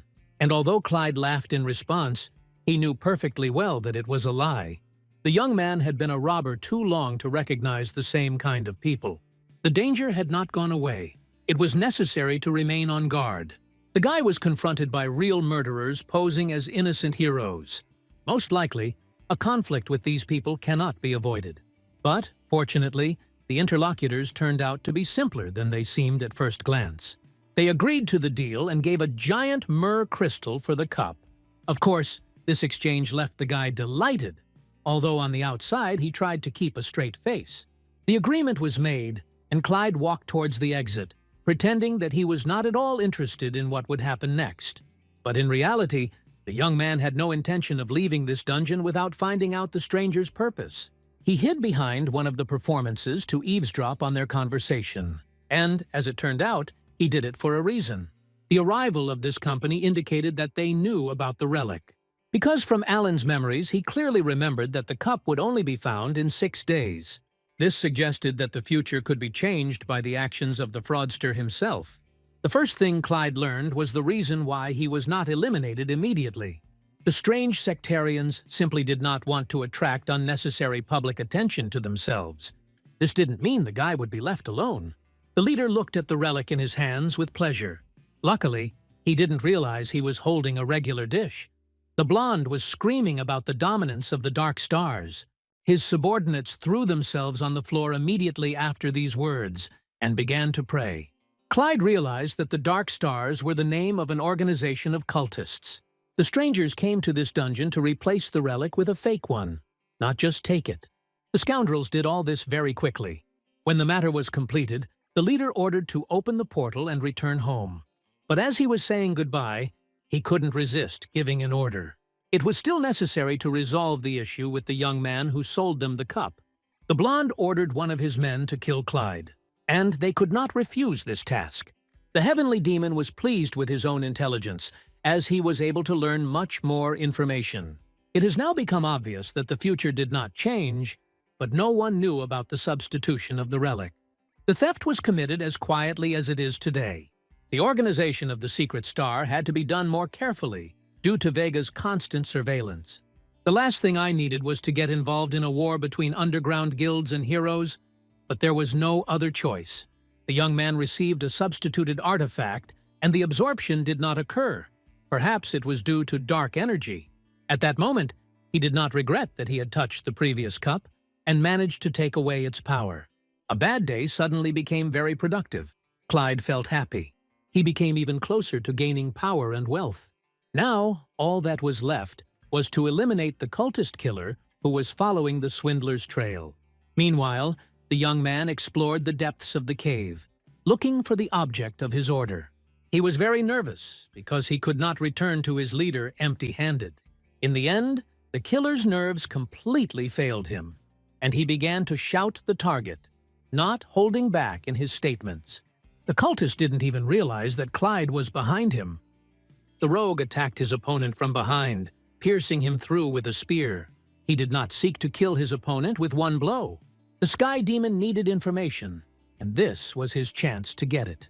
The bearer of the Liar constellation used his stigma against the guy. This was supposed to make communication more productive. The plan turned out to be effective, and the wounded sectarian expressed a desire to tell everything in more detail. All Clyde had to do was listen carefully and remember. At the same moment, on the other side of the world, members of the Order of the Black Star emerged from the portal. The guild elder, Edwin, waited patiently for his men to arrive, and he was pleased when the blonde humbly bowed his head before him. The rest of the group instantly materialized around them, turning from birds into people. The word of Edwin, the Bird King, carried enormous weight in the magical world. Everyone was waiting for the ceremony to begin. The magic moon circle was created in a few seconds. The blonde had to take the relic to the center. When the cup came into contact with the ritual attribute, a reaction should have started immediately. The blonde insisted on full attention. It was impossible to be distracted from the ritual. The incredible power of the relic was meant to strengthen the might of the Order of the Dark Star. But no matter how hard the squad leader tried, nothing worked. No transformations took place with the relic. The blonde realized that his mission had failed. He had lost the real artifact. Now, a severe punishment from the guild leader was to be expected, and Edwin really did look like he was ready to kill everyone on the lawn. Meanwhile, in the dungeon, it became known that the members of the Dark Star Society had already created dark constellations. Clyde was very interested in understanding the fundamental difference between them and ordinary constellations. But when explaining it, it seemed like the guy was listening to an ancient legend, without any specifics. The heavenly demon had neither the time nor the desire to do this. It took some effort to get the scoundrel to reveal the location of the guild base, but he only knew the location of his branch, not the command post. In the middle of the sect, there was an extremely developed system of information branching. Ordinary soldiers were not allowed access to sensitive data. Because of this, Clyde could not understand the reasons for the Six's 100% submission to the management. Because from the point of view of the guy, the killer on the contrary, there was no benefit from it. Voicing such thoughts out loud made the interlocutor think. The heavenly demon did not force the captive to answer immediately, and as a result, he received an explanation. Obedience was maintained because the killer had gained strength. All Sixes joined this guild to say goodbye to their ordinary lives and become heroes. The swindler heard about this for the first time. He thought that only gods were capable of this. This bait was very attractive to people who decided to significantly change their quality of life. Realizing that he would not get anything more out of the enemy, Clyde decided to end the interrogation. The interlocutor, in turn, threatened to take his life. He immediately began to shout about his own pardon, citing the children waiting at home. As it turned out, it was his daughter who was the reason he joined the sect. It sounded like the child was an excuse for everything. Of course, it would be hard for an orphan to survive alone in a cruel world, but the information could be a lie. To verify the truth of the information, the heavenly demon decided to ask a few more questions. It was necessary to inquire about the smallest details about the girl. Most likely, there could have been some very insignificant trinkets among them. The main thing is that there are about 10 questions. This won't be a big effort for the father. And then we can move on to the most interesting part. After the last answer, the prisoner had to repeat everything stated above in reverse order, without making a mistake in any of the answers. The plan worked out perfectly. The enemy really did resort to tricks. He became confused during the second stage of interrogation. This became a signal for decisive reprisals, but in reality, for the appearance of the latter. The murderer again began to beg for mercy, honestly declaring that he did not want to die. But the only chance for his survival was information about the main base of the Dark Star Society. After receiving the information, Clyde did not hesitate any longer and eliminated the villain. The guy didn't need any ballast that could attack him from behind. Now it was time to deal with the guild, which turned out to be quite a powerful organization. To cope with them, it was necessary to become stronger. And for this, at first it was possible to absorb the powers from a dead body. The stigma of the Dark Star felt like it had a completely different nature from the usual constellations. But there were no problems with assimilating such energy. Clyde was interested in trying out new abilities in practice, and to do this, he needed to find an opponent. On the other hand, the young man felt that there should be no problems with this, because the killer would soon be sought. The heavenly demon really had to be careful, because the clan leader was seeking revenge. Outwardly, Edwin remained calm, and was even able to laugh at his subordinates' efforts. He said that Miles was needlessly panicking about the opinions of the other branches regarding the failure of the ritual. But a moment later, a beam as sharp as a blade cut the neck of his loyal vassal. The wound was not fatal, but it was on the edge. The elder ordered the blonde to no longer cause harm, and his reputation to work without disappointment. The man suddenly lost interest in the conversation and quickly hurried off the lawn. As soon as Edwin's silhouette disappeared behind the trees, the first taunts were heard behind Miles. The blonde was left alone with a burning desire to avenge the shame. The first thing he did was visit his own headquarters. The man demanded an immediate report from his subordinates. The events in the dungeon, and especially the murder of the hero who sold them the cup, should have already been resolved. But there was still no news from the killer. They couldn't contact him at all. Miles ordered that the loser be found immediately, and the reason for the delay be determined. And it wasn't just curiosity. The blonde was ready to tear this Six to shreds. Meanwhile, Clyde himself decided not to visit the dungeons anymore until he mastered his power. He spent all of Sunday training, trying to control the power of the third star, which had increased several times over. It was difficult for the guy to control even the maneuverability of his own body. Because with increased mana, a good jump didn't require a lot of acceleration. But if efforts were made, it was possible, in some cases, to say goodbye to life. All that I have managed to comprehend in these days is that the stigma of the liar is very powerful. She surpassed in all respects the leading constellations, common among powerful heroes. Now, any warrior's 3 stars could not compare to Clyde's rank. The main problem now was Alan's weapon, which the swindlers still used in battles. The young man did not have time to think about a solution to this problem, because Elizabeth was in need. She offered to give him a second massage, and he readily agreed because his whole body was in pain. The many days of training and loading have left their mark.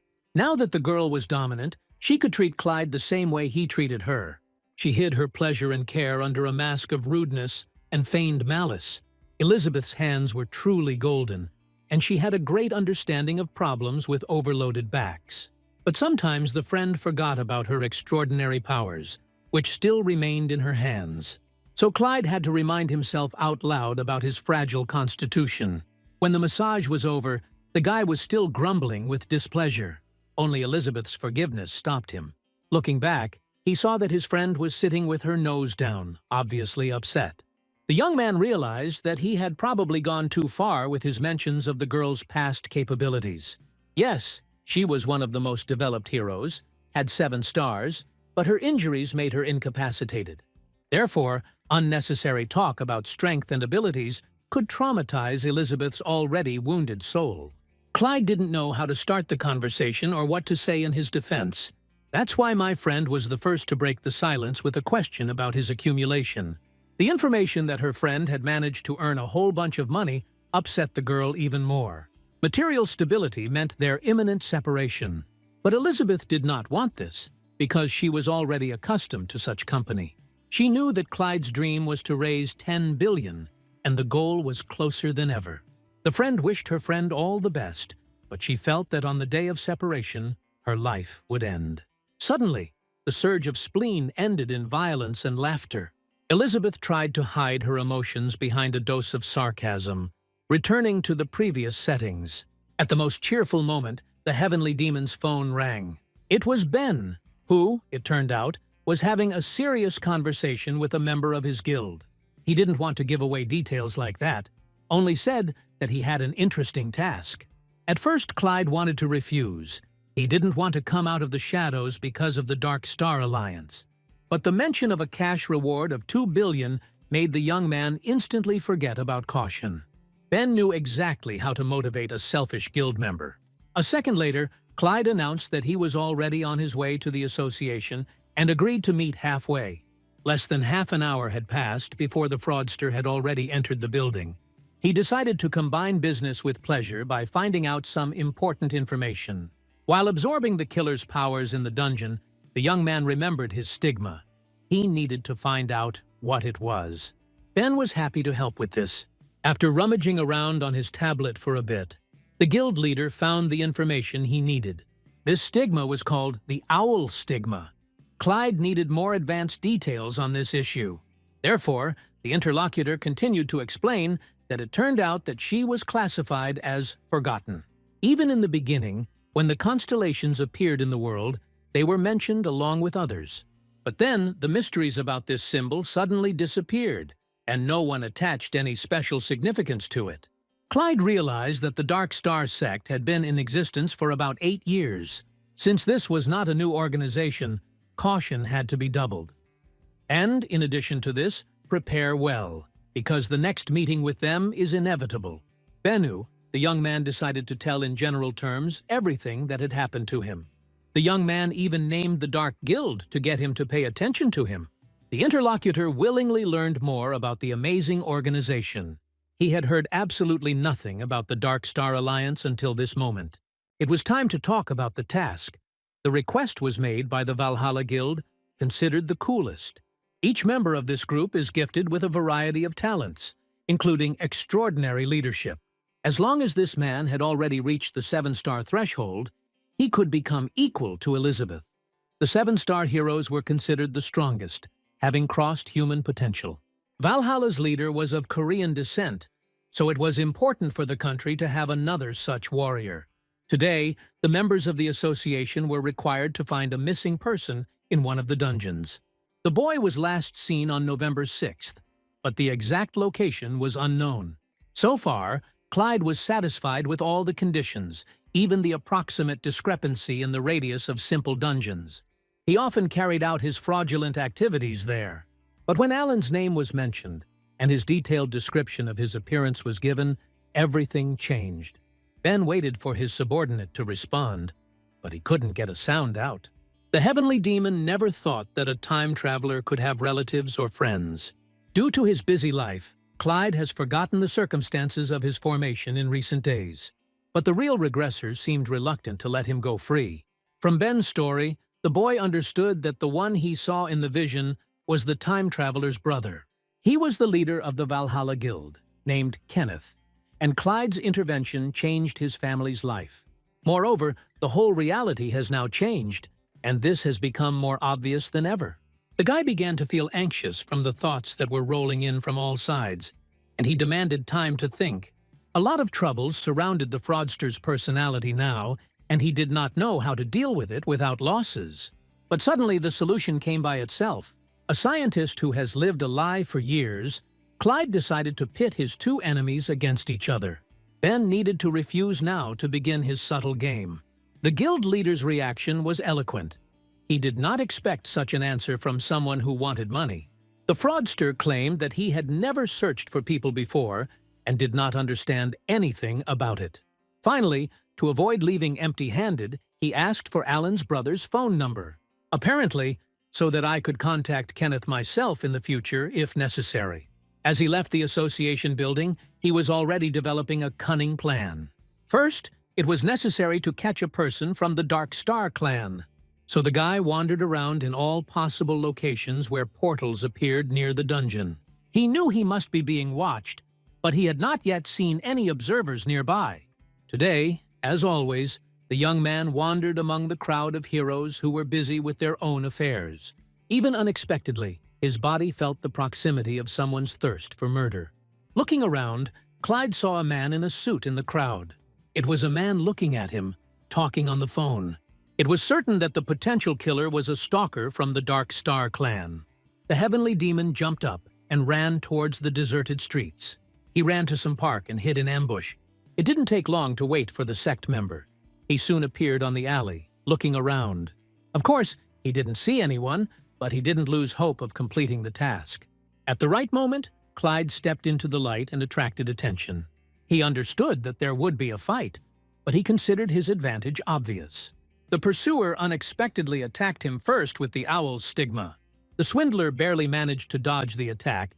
He did not take into account the tenacity and ability of the enemy, but he still had the upper hand in strength, so he moved on to finish the confrontation. With the help of the lightning spear, the battle was over in a few seconds. The villain was all steam, and the heavenly demon hoped that his phone had survived. The observer was not weak, so the power of the branch leaders of the organization needed careful preparation. Not to mention the head of the entire sect, the process of self-improvement needed to be accelerated. But now the immediate problem was finding Alan. Taking the dead man's phone in his hands, Clyde confidently dialed the number of Kenneth's guild. First, prudently, having photographed the reggressor's spear as proof of the truth. It's time to introduce new characters into the game. Alan's brother was powerful enough to deal with the villains, at least some of them. The head's assistant, named Audrey, the same black-haired girl from the vision, took the earphone. She tried to refuse Clyde's request to talk to the leader. But the swindler was not going to back down so easily. He announced that he had found Alan. This statement changed the whole attitude towards the stranger from the tube.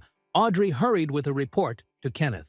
Before connecting the two interlocutors, she briefly recounted the content of the preliminary dialogue. Alan's brother, without losing his composure, asked for details. He thought that it was an ordinary hero calling, but it turned out that he was in contact with a car thief. Clyde, on behalf of Miles, whose name he had learned in the dungeon, assured his interlocutor of the kidnapping. To confirm his words, he sent Kenneth a photograph of his brother's spear. Now the leader of the Valhalla Guild took this call very seriously, and although the man was still trying to maintain his appearance, it was clear that it was very difficult for him. Clyde couldn't help but smile because it meant his plan was working. It was not an act to be proud of, but it was not the cause of Alan's death in this world.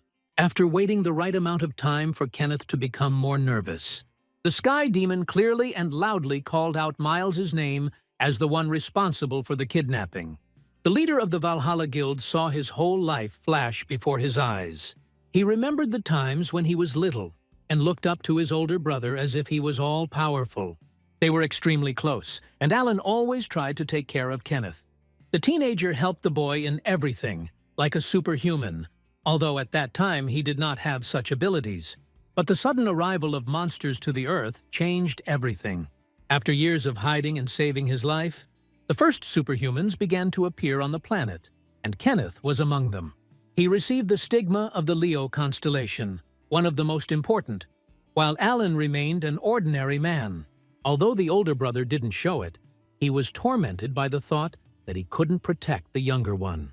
And the younger one plunged headlong into his new life, full of adventures. Day after day, they moved further and further away from each other without noticing it. This was natural due to the difference in abilities and, accordingly, in purpose. Eventually, a gap formed between the two close people. This state of affairs continued until Alan acquired the stigma. The Compass constellation seemed to heal the guy from the inside, and the two brothers had a chance to establish communication. The first step towards reconciliation was a gift from the younger to the elder. The same spear. It was a special artifact that Alan immediately took a liking to. The guy promised to take care of the weapon and look after it. And so, today, Kenneth looked at this spear on the phone screen and could not believe what had happened. The photograph made it clear that there was no question of a fake. The longer the Valhalla Guildmaster looked at the screen, the more he felt the need to vent his anger. When he learned the name of the hijacker, he finally lost control of himself. Clyde, having said everything he had planned, simply hung up. Now the guy could only wait and watch how events would develop. There was silence in Kenneth's office. He was still standing with the phone to his ear. Suddenly, Audrey was thrown back by a wave of energy that scattered in all directions from the leader. The girl tried to calm the elder, but this was only possible with the help of a loud scream. The guild leader almost instantly got his feelings under control. There was an urgent need to take action, so he ordered his assistant to contact the association immediately. At Ben's request, Clyde brought Miles's portrait by morning. The guy understood perfectly well that this was connected with Kenneth's orders. And I was shocked by the development of my game. This man really had a huge impact on the heroic environment. The swindler wanted to believe that the Dark Star sect would not be able to resist the power of Brother Alan. Ben, meanwhile, could not believe such a strange coincidence. They were looking for the very man Clyde had seen. In addition, the Valhalla Guild asked for any help. They needed help in besieging the area where the hijacker had arranged to meet, and although the interlocutor did not dare to offer the young man this task, he himself unexpectedly agreed. The heavenly demon's opinion was simple. To control the situation, he needed to be nearby. Besides, Clyde wanted to see with his own eyes the clash between the two people with whom he had problems. It was already getting dark around the main base of the Dark Star sect, and although outwardly everything looked calm, inside punishment was taking place. Miles listened to the report from the duty spy regarding the surveillance of the stranger from the dungeon. The scoundrel was seen at the exit of the association building, and this gave rise to some thoughts. Because after that, the spy checked whether he belonged to this organization. But he did not appear there for a single day after his visit. That is, he was not considered an employee. It looked unusual and strange, and made even Miles himself think. The stranger's identity required more careful study, but it was not known how this could be done. Suddenly, the conversation was interrupted by the appearance of another subordinate. He was rushing with news. According to the new arrival, a man who looked like a collector was approaching the observatory building. Miles himself volunteered to remove the wayward traveler. He needed someone to vent his anger on. Going outside the building, near one of the walls, he saw some kind of artifact. It was a pretty good spear, one could even say beautiful, but the branch leader didn't pay any attention to it. He walked down the lawn, leaving the find for later. A couple of minutes later, the blonde ran into the collector. Or at least, That's what he thought. The man in the hat with the bun behind his back was in no hurry to enter into dialogue, so Miles did it first, trying to make a good impression on the stranger. He had no idea that it was Kenneth himself who stood before him. The collector did not respond to his interlocutor's words, and a tense silence reigned between the two men. The blonde tensed up. He began to suspect that something was fishy in this situation. The passerby looked extremely sinister and did not at all correspond to the image of an ordinary villager. Kenneth remained silent only because he was waiting for a report from his men. And when they reported that Alan's spear had been found, the leader of the Valhalla Guild attacked. A powerful vortex of energy began to spread around, leaving Miles no chance of escape. It was only when the hero's hat flew off that the leader of the Dark Star branch realized who was hiding underneath. The presence of Kenneth the Black Lion on the lawn near the observatory awakened some kind of primeval fear. But the situation did not allow the blonde to escape. He had to protect his people and the interests of the organization. Obviously, Alan's brother could not kill the enemy without knowing the location of his relative. He calmly reported that he had collected the required amount of money in cash. The man didn't notice how genuinely surprised Miles was in response to these words. Rage completely closed his eyes, and he wanted to pay back and attacked again. Kenneth decided to make his next strike from above. He hadn't even reached the enemy yet, and the latter already didn't know what to do with himself. At the last moment, the Valhalla Guild leader changed his trajectory and landed behind the enemy. He took this as a signal that most likely the opponent was not there on his own. And he was not mistaken, because a moment later, the members of the group and everyone who wanted to help appeared behind the lion's command. The Valhalla Guild members immediately ran towards the observatory with the intention of destroying the enemy. Miles saw the zeal with which strangers were cracking open the organization's long-standing wealth.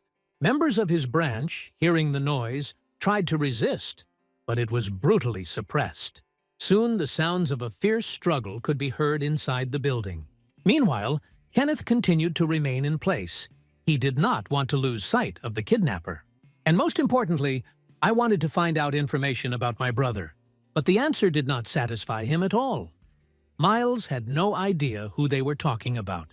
Meanwhile, Clyde was not far from the observatory and was watching the spectacular aurora.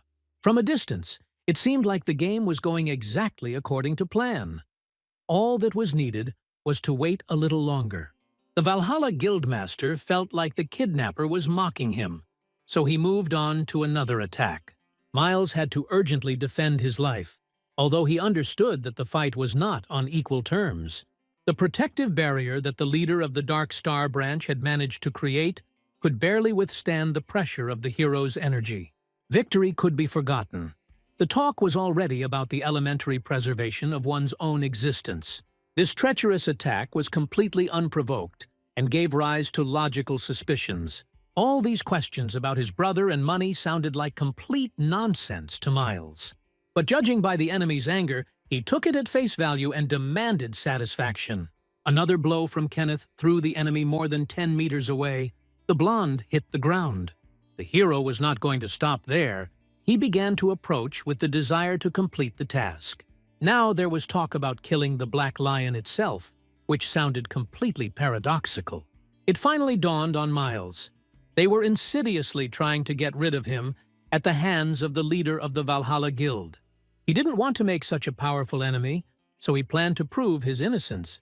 But all ideas on this matter disappeared after another powerful blow from the hero. Wounded, falling to the ground, Miles could only scream about innocence and error. But Kenneth did not believe a word his enemy said. Persuasion was a waste of time. The moment had come when it was time to run. The leader of the Dark Star branch felt that he had several serious injuries. Another attack could kill him. So he used the stigma to distract his opponent with a whirlwind of black feathers. Now Kenneth had to fight an obstacle, and Miles had time. Clyde watched the activation of the Owl constellation from his hiding place and prepared for active action. The head of the Valhalla Guild saw the kidnapper trying to commit suicide and rushed towards him. The blonde actually drove a dagger into his chest, but he had a completely different goal. A moment later, only the confused hero remained on the lawn. Kenneth didn't understand where his opponent had gone, but the perfect moment had passed. Meanwhile, about half a kilometer from the observatory, in the middle of the forest, Miles teleported. His condition left much to be desired, the leader of the Dark Star branch coughing up blood. But he was pleased that he had managed to save his life from a senseless death, although it probably didn't last long because the body clearly gave signals that it was on the edge. Besides, now at the base, his subordinates were dying at the hands of brutal attackers without a chance of victory. The idea came to mind to ask Edwin for help. It was a risky adventure, because the blonde had already compromised himself as a leader. He was so immersed in his thoughts that he did not hear the stranger approaching from behind. Until Clyde uttered a few sarcastic words, Miles didn't even look back in his direction. But when he saw a stranger from the dungeon in front of him, fear immediately turned to surprise. Putting two and two together required a lot of effort. It was the work of a cunning scoundrel. First, he cunningly replaced the cup, and now he tried to eliminate the branch of the organization.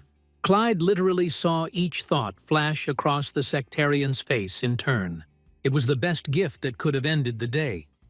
Now he just wanted to finish what Kenneth had started, away from prying eyes. Obviously, Miles didn't intend to die, so there were some problems with the murder. Even activating the stigma of the liar did not help to quickly resolve this issue. The villain still tried to resist, with the last of his strength. Despite the excruciating pain and blood loss, these efforts had an effect.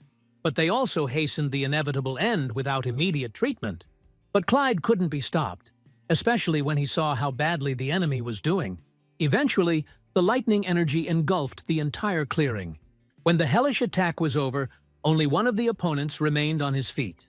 The scammer never managed to learn anything from Miles during that short period of time.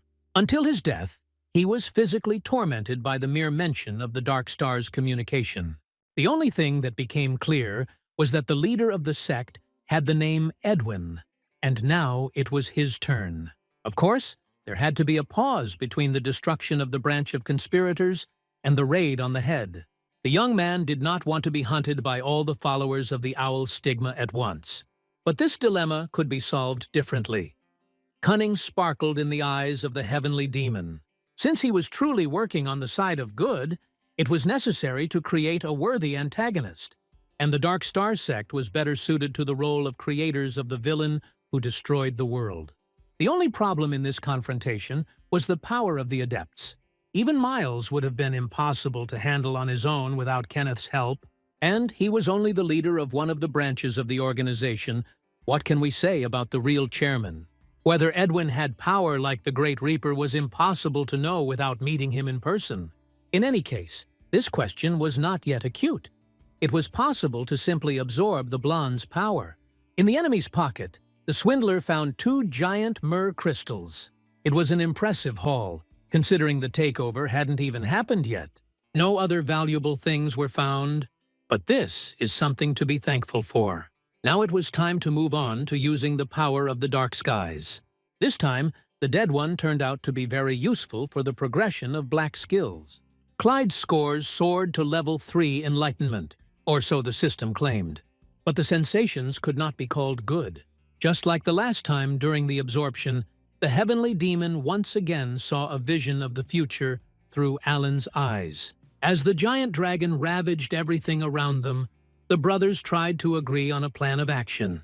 The time traveler wanted Kenneth to save his life and the lives of his loved ones. He took it upon himself to distract the monster as much as he could. But the head of the Valhalla Guild was not delighted with such a proposal. Even the assurance that his brother would run away if he realized the gravity of the situation did not change his mind. So Alan decided not to argue anymore and simply flew off to attack the enemy. But besides the dragon, it turned out that there were other giant monsters nearby, and one of them just set its course towards the hero. But the monster's efforts were in vain. The time traveler easily cut the villain in half. He didn't want to delay even for a second in order to be as productive as possible in protecting his loved ones. But after a few seconds, a second obstacle appeared behind the first one. This time the enemy looked even more vile.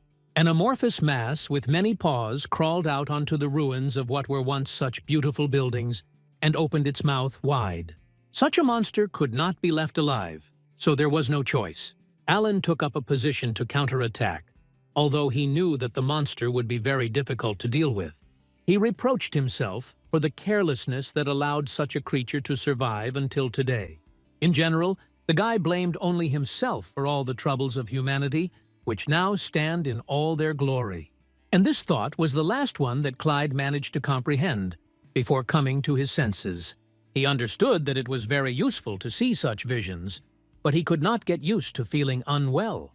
After passing through another circle of hell, the system notified about the received assets and a new rank. Now the dark skies have gained the ability to infinitely converge, whatever that means. After rummaging through the settings, Clyde realized that from now on, the liar's stigma was linked to a dark entity.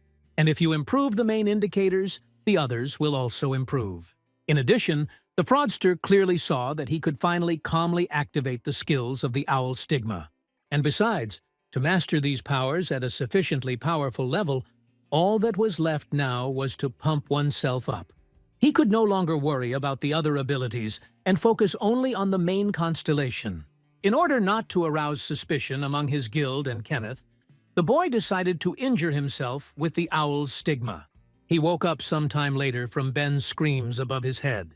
As it turned out, the man used a healing potion to bring the heavenly demon back to consciousness.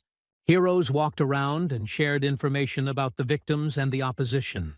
Clyde pretended to be a man who didn't know where he was in order to maintain the legend. Ben readily explained that the young man was found here, and an ambulance was even called to take him to the hospital. Most likely, the hero was wounded during a fight with a villain. The heavenly demon was not eager to crash into the ward, so he hastened to assure that he felt well. The most important thing for the guy was to find out Kenneth's point of view regarding the current situation. He found a man standing away from the rest of the team, lost in thought. And although they were meeting in person for the first time, it turned out that the leader of the Valhalla Guild knew Clyde's name. This made the task much easier, especially considering the need to consolidate the result of the game. Kenneth looked thoughtfully at Miles's corpse, reproaching himself for never having been able to interrogate him. The heavenly demon, with a sad expression on his face, said that he himself could not find out anything. Seeming to have remembered a little after a pause, the young man said that the enemy was retreating in a specific direction. In this way, he hoped to direct his allies in the direction he needed. There, in the thick of the forest, he left the body, so he knew exactly where to lead Brother Alan. When Kenneth saw the remains of his loved one, he suddenly turned into an ordinary guy. No longer able to contain his excessive emotions, the man fell to the ground and began to cry out loud. Clyde stood silently to the side and watched what was happening. It was impossible to guess that there was another person lying on the ground, although that was exactly the case. Although the con man was not directly involved in Alan's death, he could not reveal his whereabouts.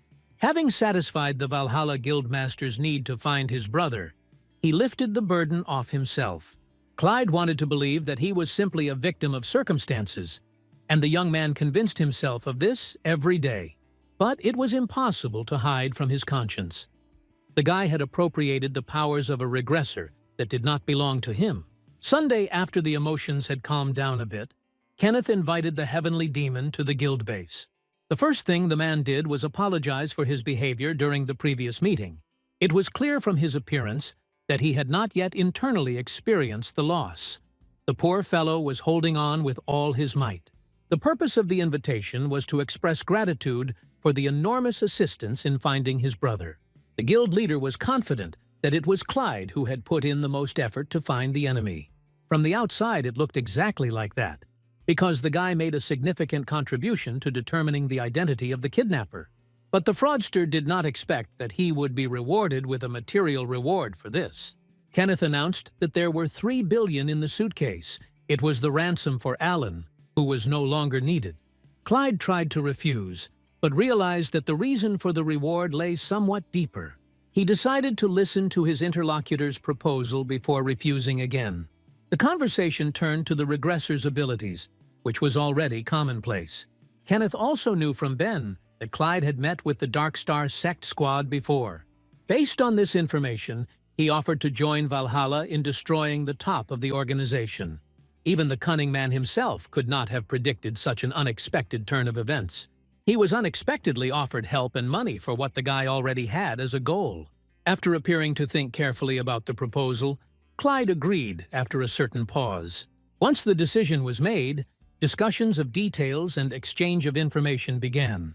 The heavenly demon willingly passed on to his interlocutor information about Edwin and his location. The leader of the Valhalla Guild was amazed that he got what he wanted in such a short time. Clyde confirmed with a smile that these were indeed the coordinates of the one responsible for Alan's kidnapping. After meeting his new colleagues, the young man went down to Ben's floor and reported the latest news. Since he was hunting with the regressor's brother, he needed to change his weapon. Therefore, the young man decided to discuss this issue with the elder of his guild. He brought in a project for consideration of a spear that he had invented himself, with the trick of being a harpoon. Ben enjoyed the essays and was eager to discuss them further. Once the smallest details were clarified, the leader happily agreed to the bracelet project.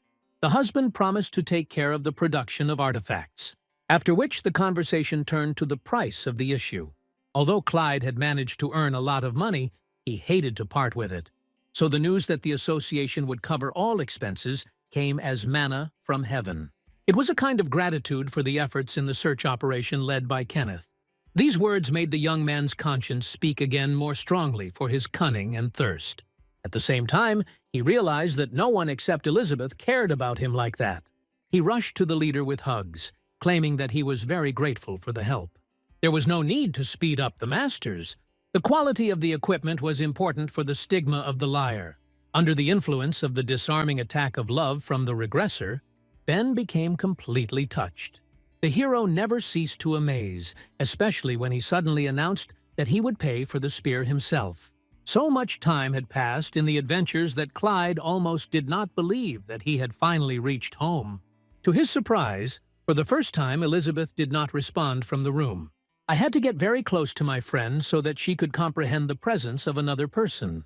A normal, casual conversation took place between the girl and the boy.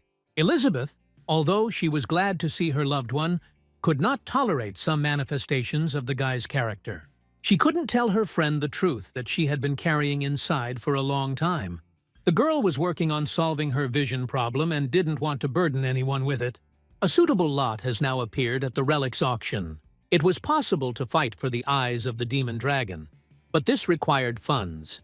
As he had done in the days leading up to the raid, Clyde decided to spend his time training in self-improvement instead of seeking adventure.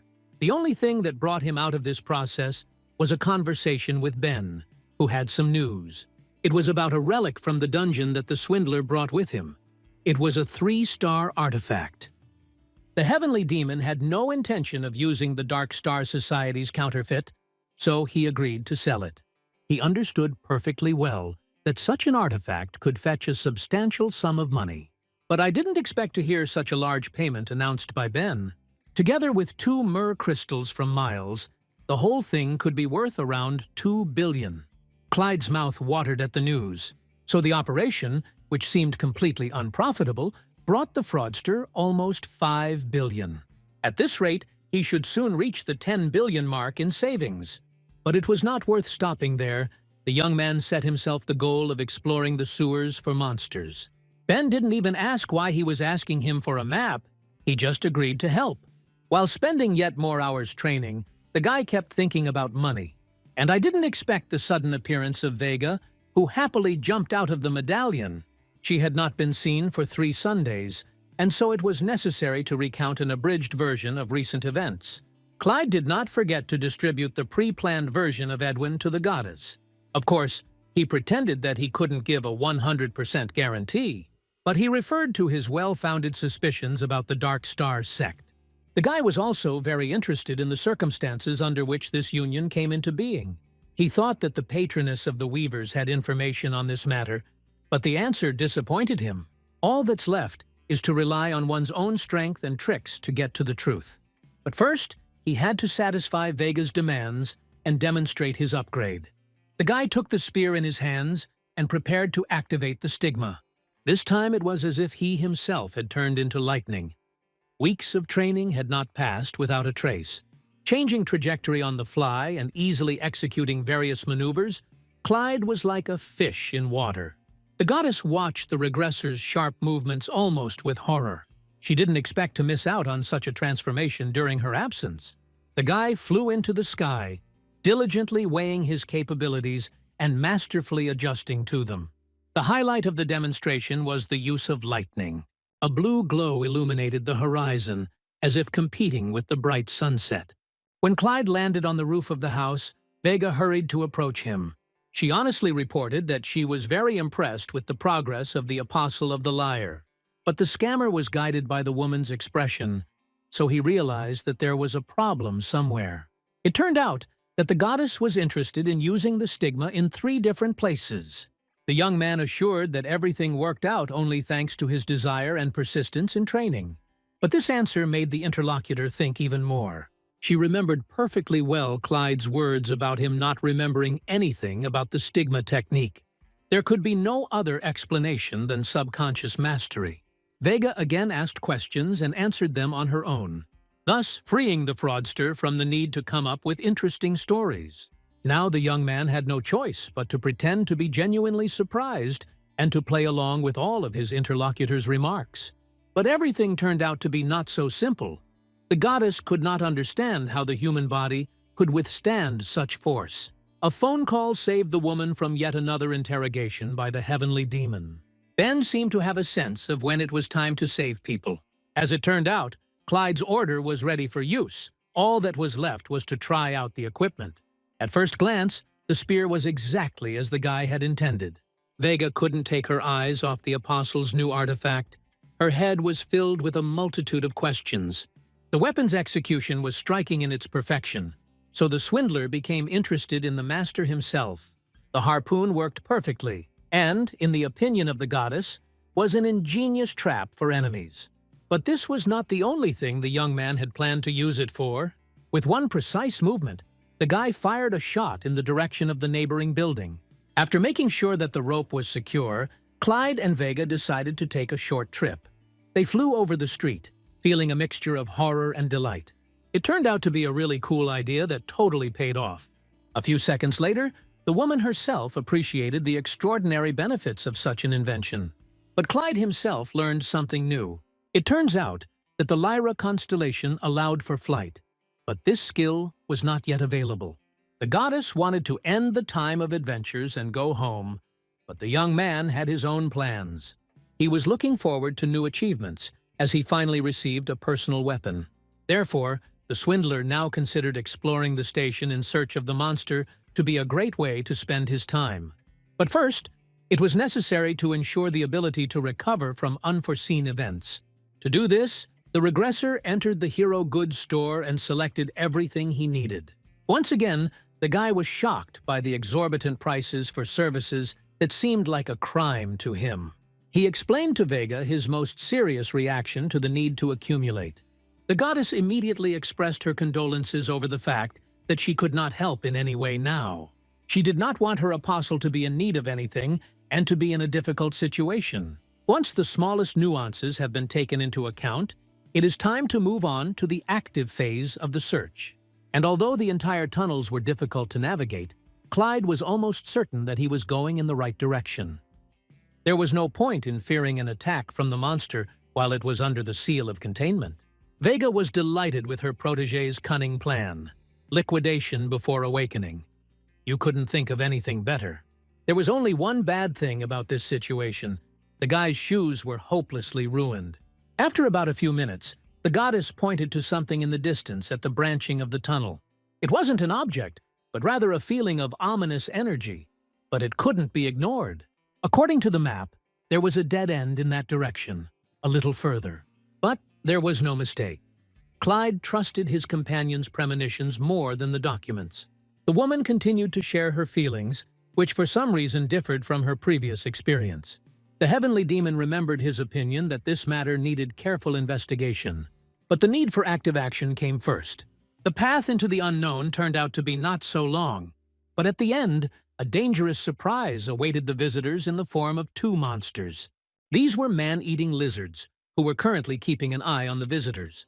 The guy encountered such mutants for the first time and aroused his curiosity. They didn't pose much of a threat at Clyde's current level of development. Therefore, he willingly accepted the duel. The young man's movements were much faster than the reactions of his opponents. But a simple fight with weapons against monsters turned out to be powerless. That's why stigma had to be applied. The effect was almost immediate. The villains experienced his pain very strongly. The spear was the best way to transfer any tactics from the constellation of the Lyre because it was completely electrified in the process. This artifact was many times superior to Alan's weapon, becoming a deadly obstacle for enemies.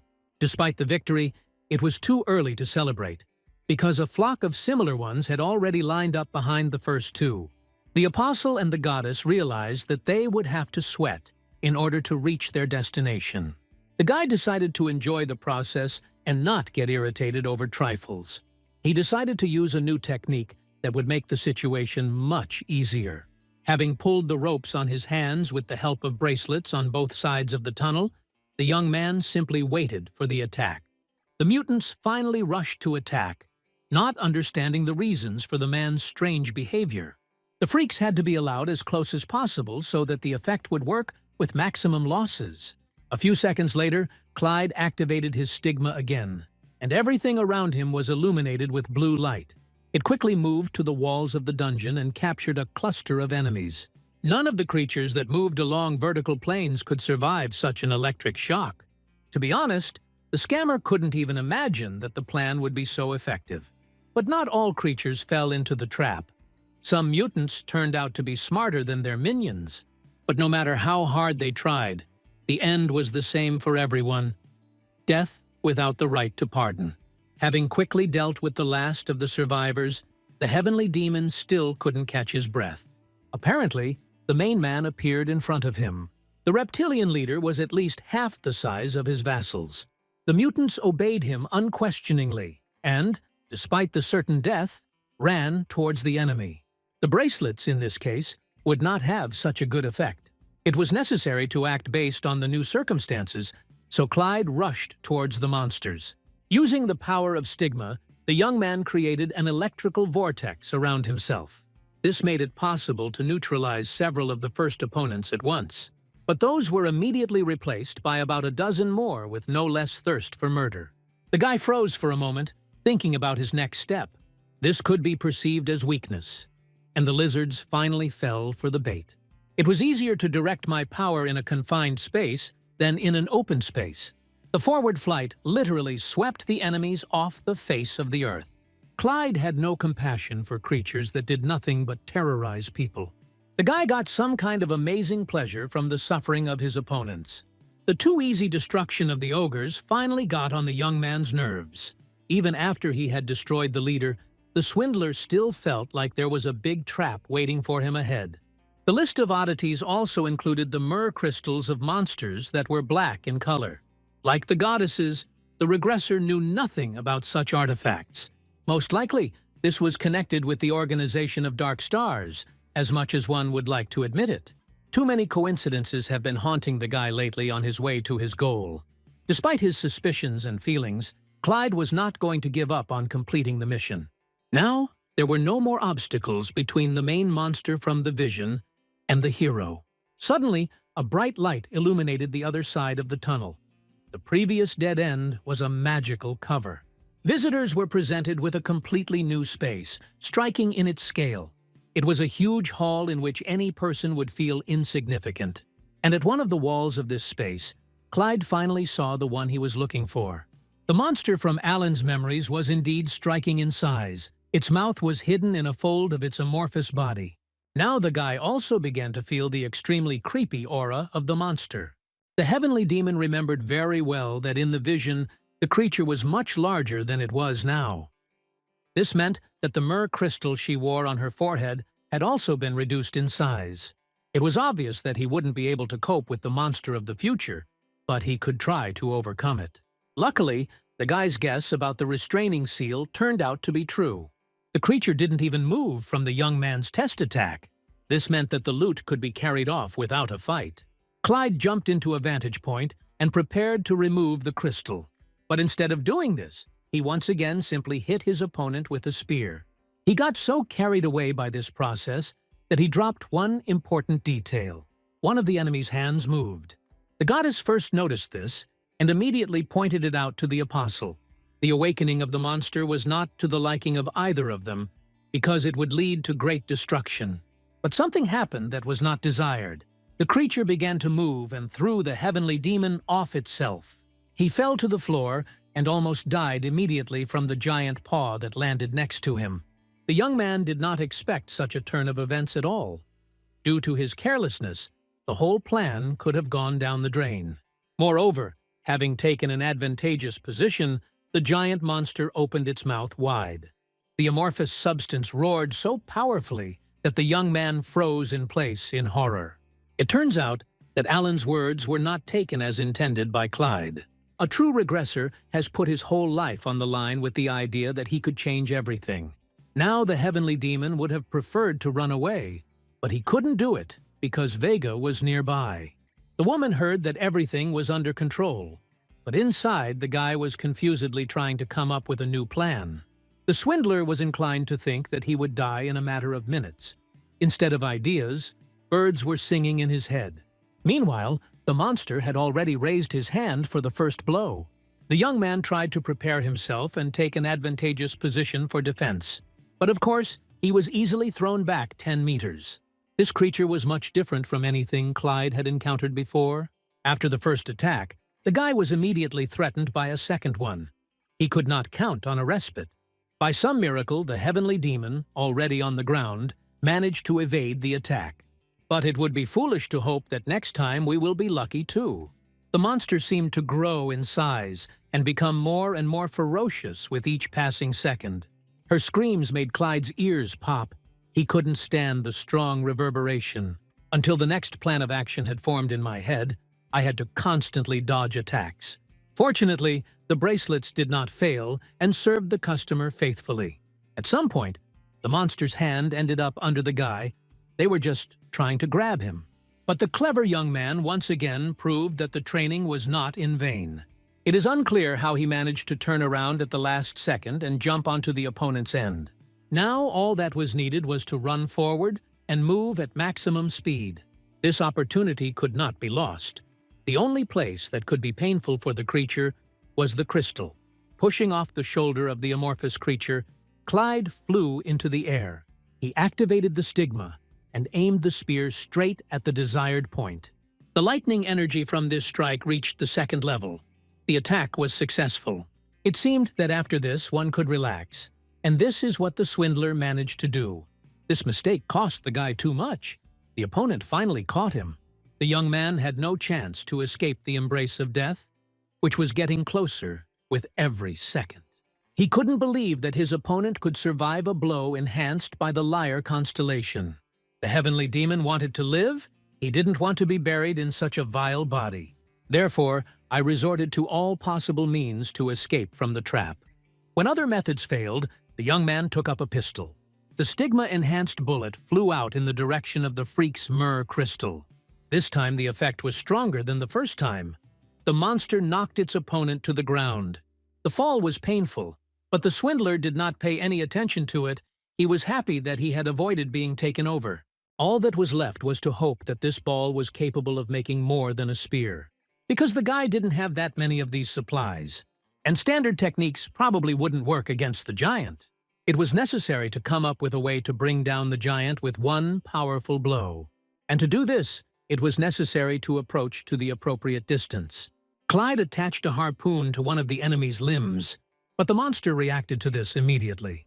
The guy flew into the air, hoping that he wouldn't fall into the hands of his opponent again. The amorphous creature began to change its position, so the guy had to come up with new ways to move around on the fly using the bracelets. It should be noted that he coped with this task brilliantly. Finding himself behind his enemy, Clyde praised himself for his ingenuity. The most powerful attack had to be carried out right now. A more ideal moment could not be imagined. This time, the heavenly demon decided to put his all into a decisive single blow. The spear, charged with a bright blue light, flew towards the enemy. Lightning has reached level 4 and unlocked the deep discharge skill. The whole being seemed to be absorbed by the energy of the Lyre constellation, which it could not resist. Now Clyde was in no hurry to celebrate until he was sure of his victory. And not in vain, because the monster decided to take one last revenge on humanity for his suffering. With one mad leap, he broke through his dungeon with the youth on his back. Innocent bystanders trying to get to their destinations? Faced with mortal danger, they immediately began to run. Not everyone was lucky. A little guy was knocked down in a panic. He cried loudly, but no one paid attention. Looking back, the child froze in horror. The monster's mouth was too close. The creature's hand was already reaching out for its first prey. The boy began to cry and beg for help with redoubled force. This time, only one person heard him. Clyde rushed to cut the monster. The amazed observers stopped in the hope of seeing the act of a real hero. Vega, in turn, encouraged the child to run away from here while there was still a chance. The heavenly demon felt something that had been ridiculous to him until now: the need to protect ordinary people. The young man could not let down either the defenseless passers-by or the goddess, who believed in him more than he did. This time, the patroness of the weavers herself offered to bestow a blessing on the apostle. But for the first time he decided to refuse the gift. The preliminary blow inspired hope in his heart. In fact, Clyde himself was surprised. Today he did everything the other way around. The guy liked the very feeling of adrenaline that he now experienced with every cell of his body. Regress wanted to repeat the deep discharge. It worked despite the insufficient power. It was necessary to hurry while the euphoria was still boiling in the blood. Clyde could see that the creature was still in pain and couldn't stop shaking its head. And this added a pinch of optimism to his plans. The guy prepared to make another attack to enhance the effect of his own presence. Thus, another confrontation began. This time, the cheater didn't have to put in much effort to avoid his opponent's giant hands. He maneuvered between them as if it were not a mortal danger, but a dance. This was because the regressor finally understood the peculiar logic of the amorphous creature's movements. At the right moment, Clyde activated his stigma. He felt its power continue to grow. With a lightning-fast movement, the guy managed to gain an advantage. One of the monster's arms was cut off. Judging by the reaction, the freak had never had to endure such pain before. But the heavenly demon, one might say, was just warming up for the next round. By striking the ground with his spear, the boy generated thousands of lightning bolts that flew towards the enemy. This time, the depth charge really surpassed anything Clyde had created so far. It seemed that the monster's strength was rapidly leaving him. He lost his thirst for battle and tried to run away. But the guy didn't want to lose his prey. He decided to take advantage of the terrain. But with the help of the bracelets, I hit several large stones. Now the swindler had compelling arguments for dialogue. Each of the building's fragments flew towards the enemy, striking him. There was a strange transformation in his body, as if Clyde was on the edge of his capabilities. But, most likely, it was about the capabilities of the body itself, and not about the powers of the Lyra constellation. So there was an urgent need to release the accumulated potential. With this blow, the deep discharge reached the 3rd level in front of the astonished spectators. When the lightning cleared, silence reigned, and the monster stopped growling. A moment later, the monster fell to the ground. This was what a victory achieved completely independently looked like. Vega immediately inquired about the well-being of her apostle, but her worries could be thrown into the long closet. The young man was completely happy. In reality, it was bravado in front of a woman around whom he could not allow himself to be weak. People began to gather evenly around the hero. Almost everyone was filming him and thanking him for saving them. It was an incredible sight. It is obvious that after such an event, the whole country will talk about it. De-anonymization has occurred. Among the victims was a local newspaper reporter who immediately began asking questions. Clyde decided to give an interview and create a positive image in the eyes of the public. The audience did not leave the two interlocutors for a single step. Everyone was interested in listening to the life of the rescuer. Years of deception had not been in vain. The heavenly demon knew perfectly well what and when to say. Suddenly, the goddess intervened in the dialogue. Even Clyde didn't expect such behavior from Vega. The patroness of weaving advocated for material reward for her apostle. She was well aware of the regressor's need for funds and thus decided to help. The goddess directly demanded money from those present. Although this confused the ordinary people, they did not refuse the woman and took out their wallets. Thus, it was possible to collect 10,000 in a few minutes.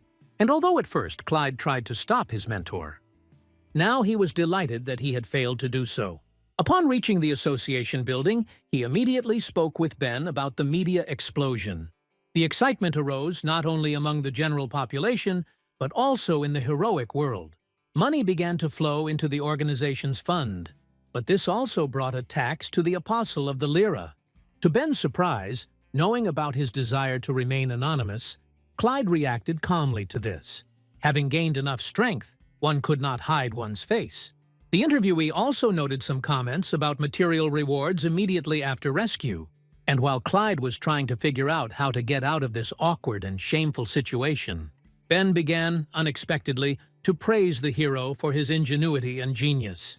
It turns out that the reporter not only interviewed the regressor, but also managed to take several photos. The main photo is of a guy standing up for a child despite the danger. The way the young man put a raincoat on the victim also did not escape the inquisitive eyes of the correspondent. Every word, every little thing in this article was written as if it didn't really happen. That's why the contrast with money worked so well in bringing people back to reality. Clyde felt a strange sensation, as if he had found himself in the role of a mertad, which he had previously personally led. But everything was not so simple. The resonant news reached paradise, where peace was immediately forgotten, which is why Ben had to call his guild member into conversation. But this was completely unimportant for now. The main thing was to sell the myrrh crystals. During his time wandering through the tunnels of the station, the guy managed to accumulate a solid collection. The head of the guild looked at each stone meticulously, muttering something under his breath. After completing the inspection, the man said that the price of such artifacts has now dropped significantly. The thing was that mutants began to appear more and more often, although they were previously considered rare. Despite this, the largest specimens could fetch around 400 million. Clyde agreed to all the conditions, with the expectation that he would receive the money in no more than a couple of days. But Ben reported a hurdle. The crystals were difficult to sell due to constant price fluctuations. This was indeed a problem that needed an immediate solution. Regress offered the association to pay him 300 million and take the rest for itself after the sale.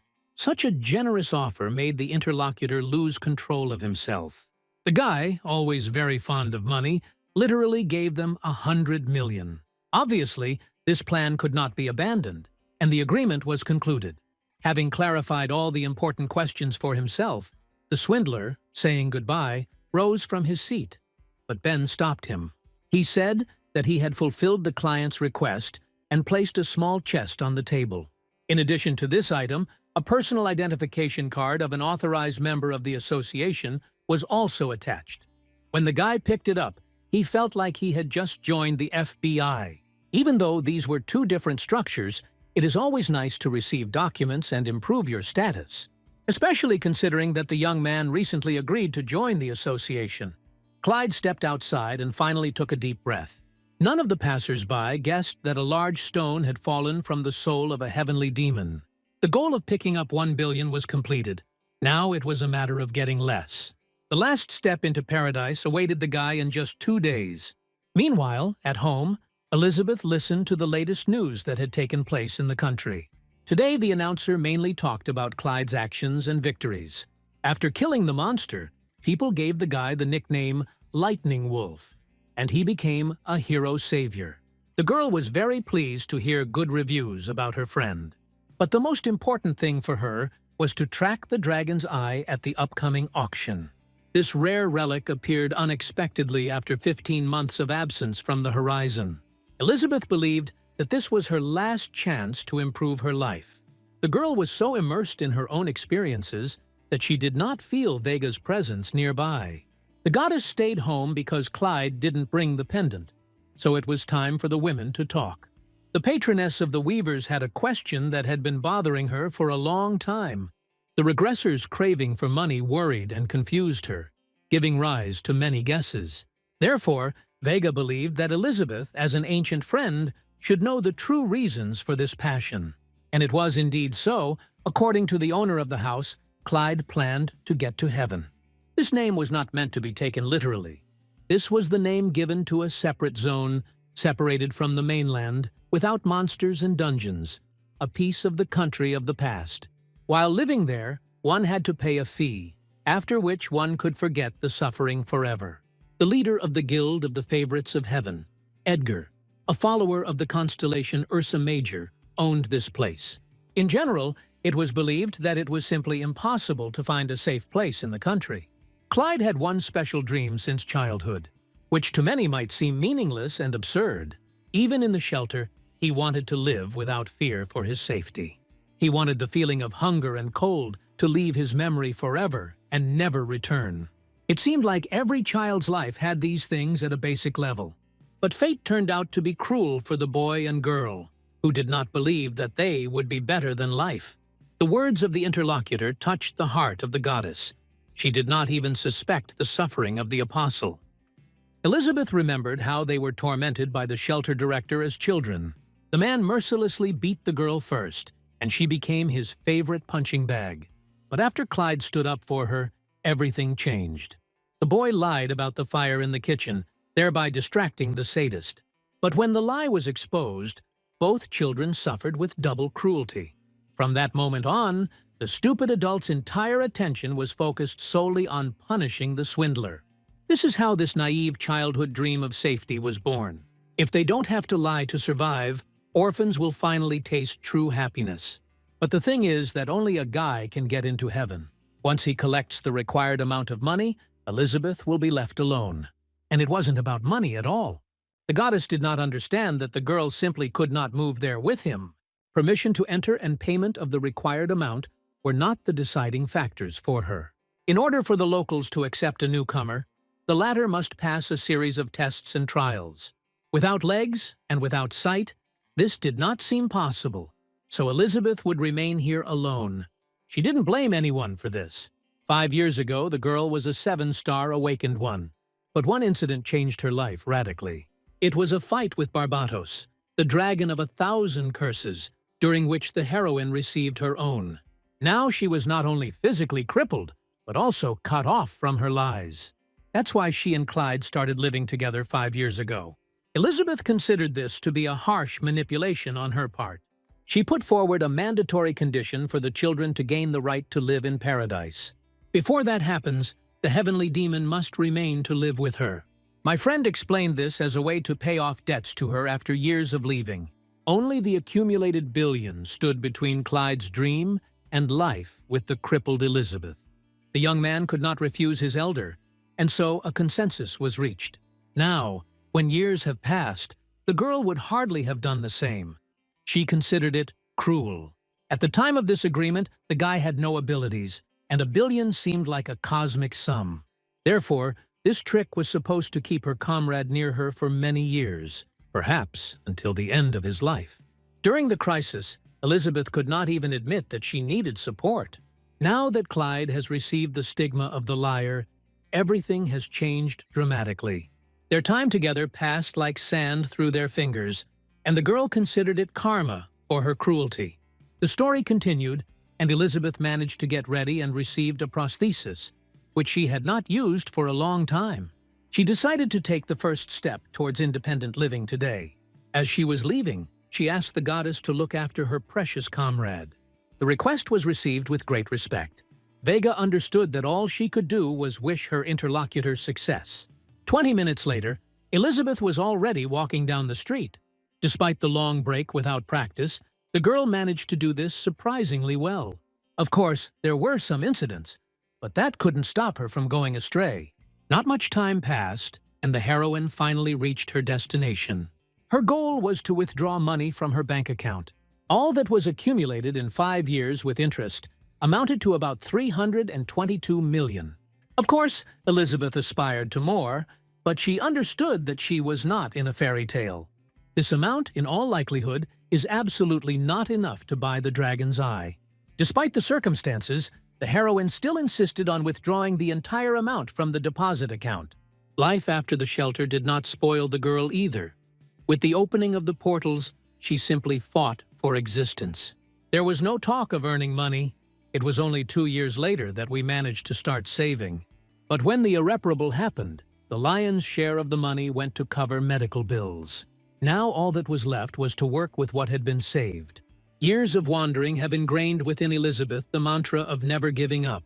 While the last hope was still glimmering in the middle, the girl was ready to fight. Under the house, the heroine felt the presence of a comrade. The smell of his protein bars was unmistakable. But this time, there was no warm meeting in the usual format. Clyde started screaming almost immediately. It turned out that the young man was incredibly worried about the absence of his girlfriend. This reaction left Elizabeth stumped. It was the first time she had heard anything like a comrade. The girl decided to switch to a humorous note and pretended that she had no idea about such feelings. She didn't want to argue anymore, and the heavenly demon had to accept these conditions. After a short pause, the eldest decided that they needed to go somewhere. She wasn't going to reveal all her cards right away, so Clyde had no choice but to trust. The first location to visit was a shopping center. Here, Elizabeth asked the consultants at one of the stores to pick up some meadows for a friend. Although he was very indignant about this, his desires were not important. The young man saved every penny, first of all, denying himself even the necessary things. And I didn't understand at all what had come over my friend, and why she was behaving so impractically. But the answer was one. The guy didn't have to worry about anything, and didn't have to pay either. The heroine justified the purchase of the things by the fact that Clyde always wears the same worn-out outfit. Elizabeth said that she withdrew money from her account, and wanted to please her friend. The mall wasn't the only place the girl wanted to visit today. It was time to eat. For dinner, she suggested eating beef, the most expensive meat in Korea. Clyde's persuasions and objections were again ignored. The couple stopped at the door of the restaurant the guy had chosen.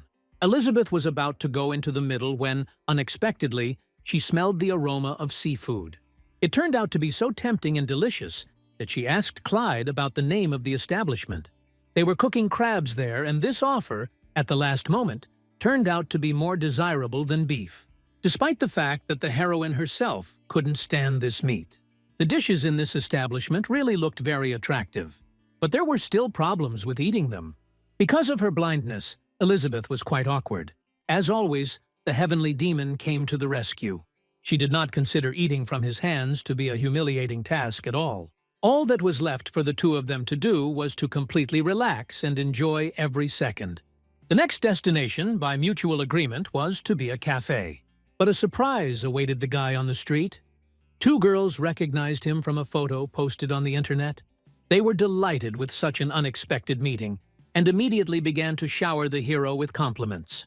Clyde didn't think it was a good idea to engage his fan base, especially now. He honestly told his interlocutors about this, and they fell silent in shock. But a second later, they burst into a cheerful and loud hubbub again. Now they were demanding the young man's autograph as if he were a real star. The heavenly demon, feeling genuine pressure, even picked up a marker. But Elizabeth's stern voice from behind stopped this chaos. She pounced on the girls like a fury, accusing them of tactlessness, and they began to cling to each other in fear, seeking support. Clyde's girlfriend declared herself a girl and closed all questions with one word.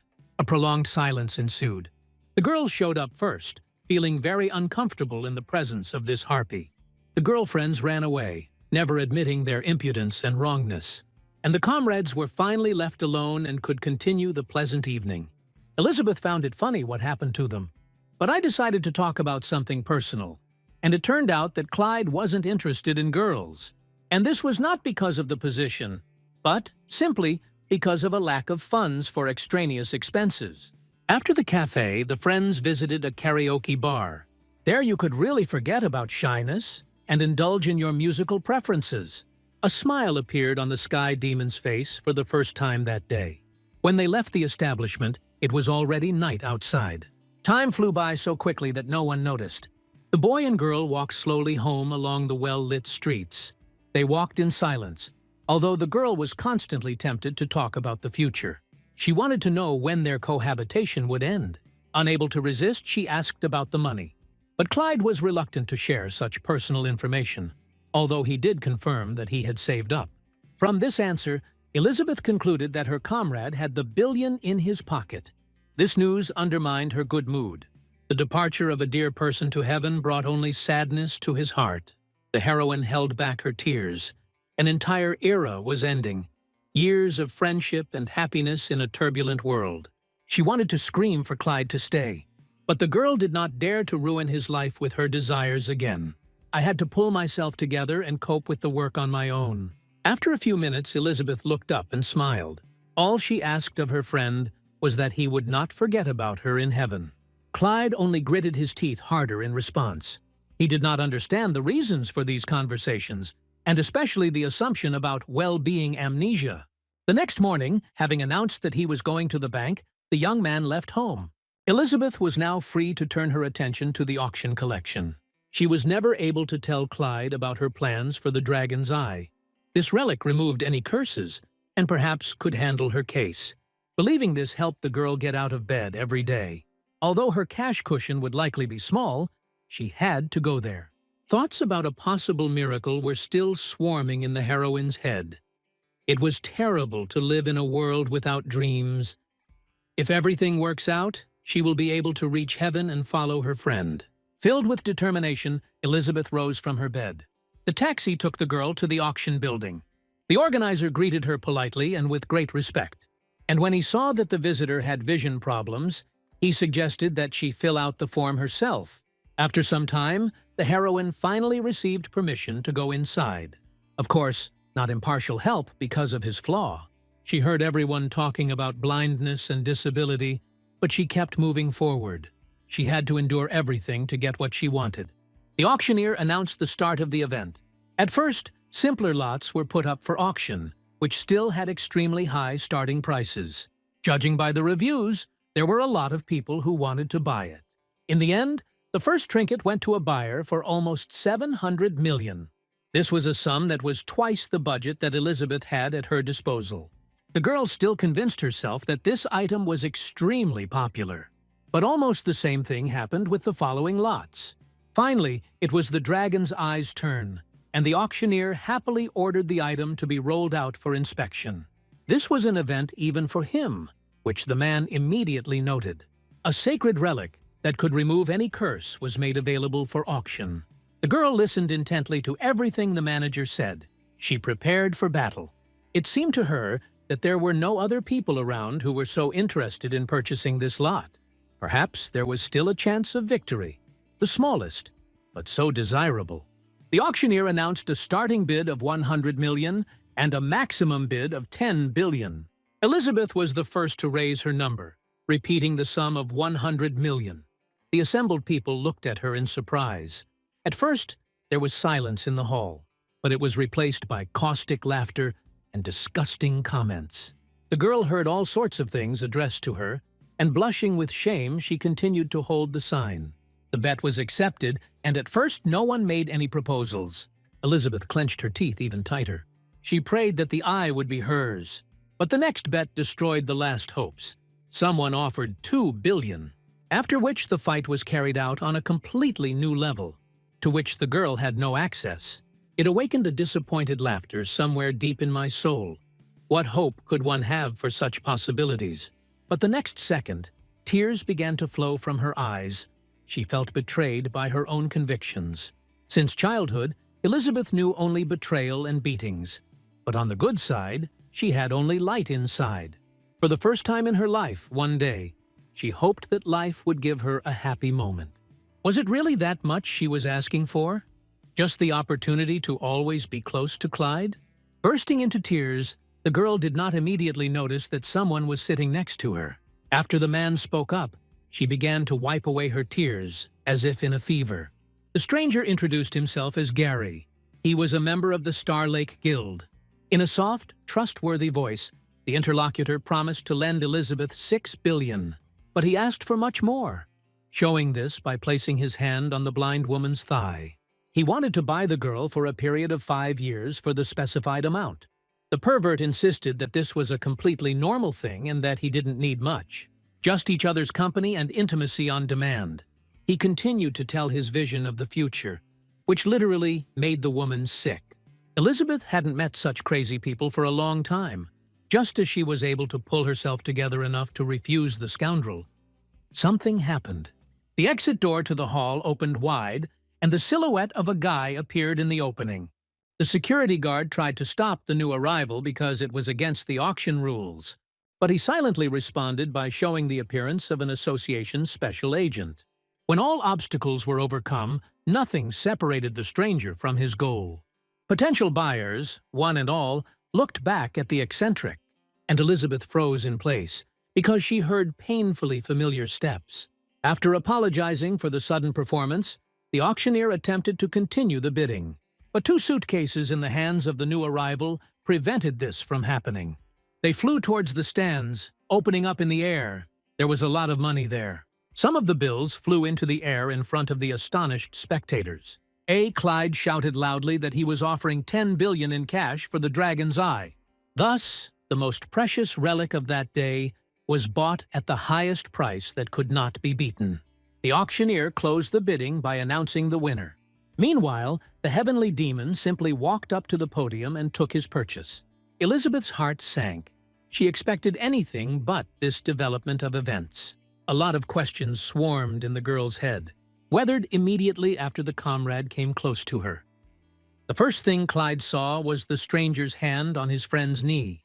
The guy clearly and briefly ordered the scoundrel to leave, but he didn't understand the first time, so I had to explain it in more detail. The pervert's hand immediately went up, but he couldn't allow the stranger to treat him like that. Jumping from his spot, Gary tried to impress his opponent with his membership in the Star Lake Guild. His brain could not comprehend the information about the special agent. Suddenly, the guy's face matched the memories of recent events. It was the same hero-savior, the lightning-fast wolf. Competing with him could cost one's life. A Lyra constellation apostle of this level exuded power without even opening his mouth. But when it happened, Gary immediately began to apologize for his behavior. To enhance the effect, Clyde suggested talking directly to the head of the Star Lake Guild. The pervert's legs gave way under him from what he heard. Falling to his knees, he continued to beg for mercy and to forget about what had happened, to which the swindler readily agreed, although he became incredibly furious. His only desire now was to be alone with Elizabeth. Realizing this, Gary hurried out of the auction room without looking back. The girl didn't know what to do with herself. She didn't want conflicts or uncomfortable situations. Luckily, her friend's hand touched her palm. The bearer of the Lyre constellation led his friend out of the hall in complete silence, under the close observation of hundreds of people. After some time, they found themselves on the roof of the auction house building. Now it was possible to speak freely. Elizabeth wanted to know the reasons why the guy traded a ticket to heaven for a dragon's eye. She was sure that the young man had spent all his savings, a gigantic sum. Instead of answering, Clyde asked his friend to stand still. He brought the sacred relic to the girl's head, expecting a miracle. And indeed, within a few seconds, the curse she had lived with for 5 years began to lose its power. Of course, it didn't happen painlessly, but Clyde willingly offered his shoulder to ease his friend's worries. A minute later, for the first time in many years, she opened her eyes and saw. I saw everything. My friend's face, the nature around me, and the stars in the sky. The swindler smiled slyly. He got what he wanted more than anything else: the girl's health.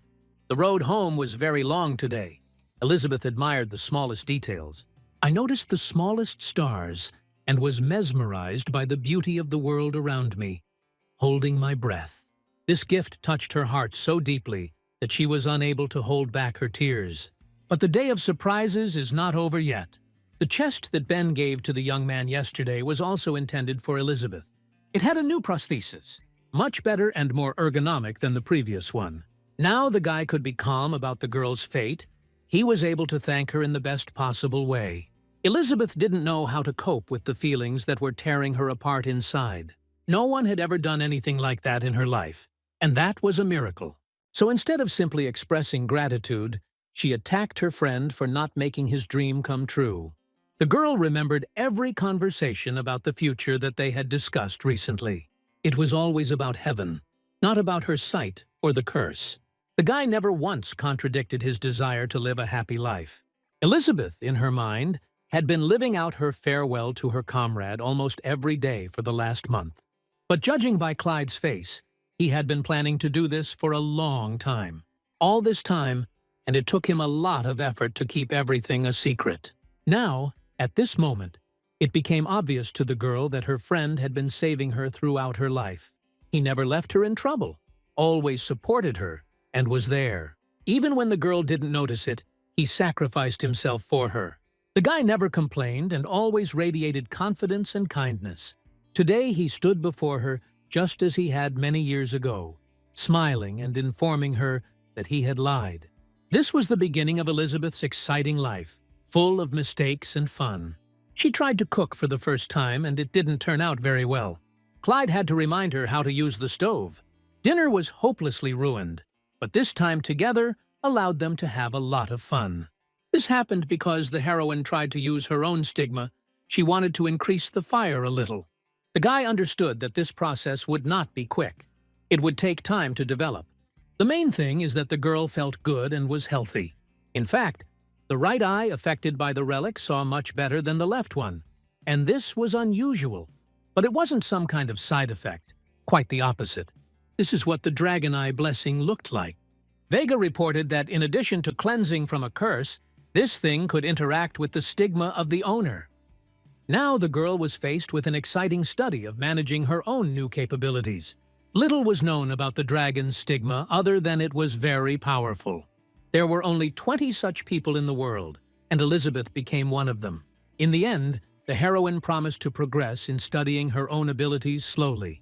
First of all, she wanted to recover physically and compensate for the costs she had incurred, hinting at cooking, which almost made the guy lose consciousness.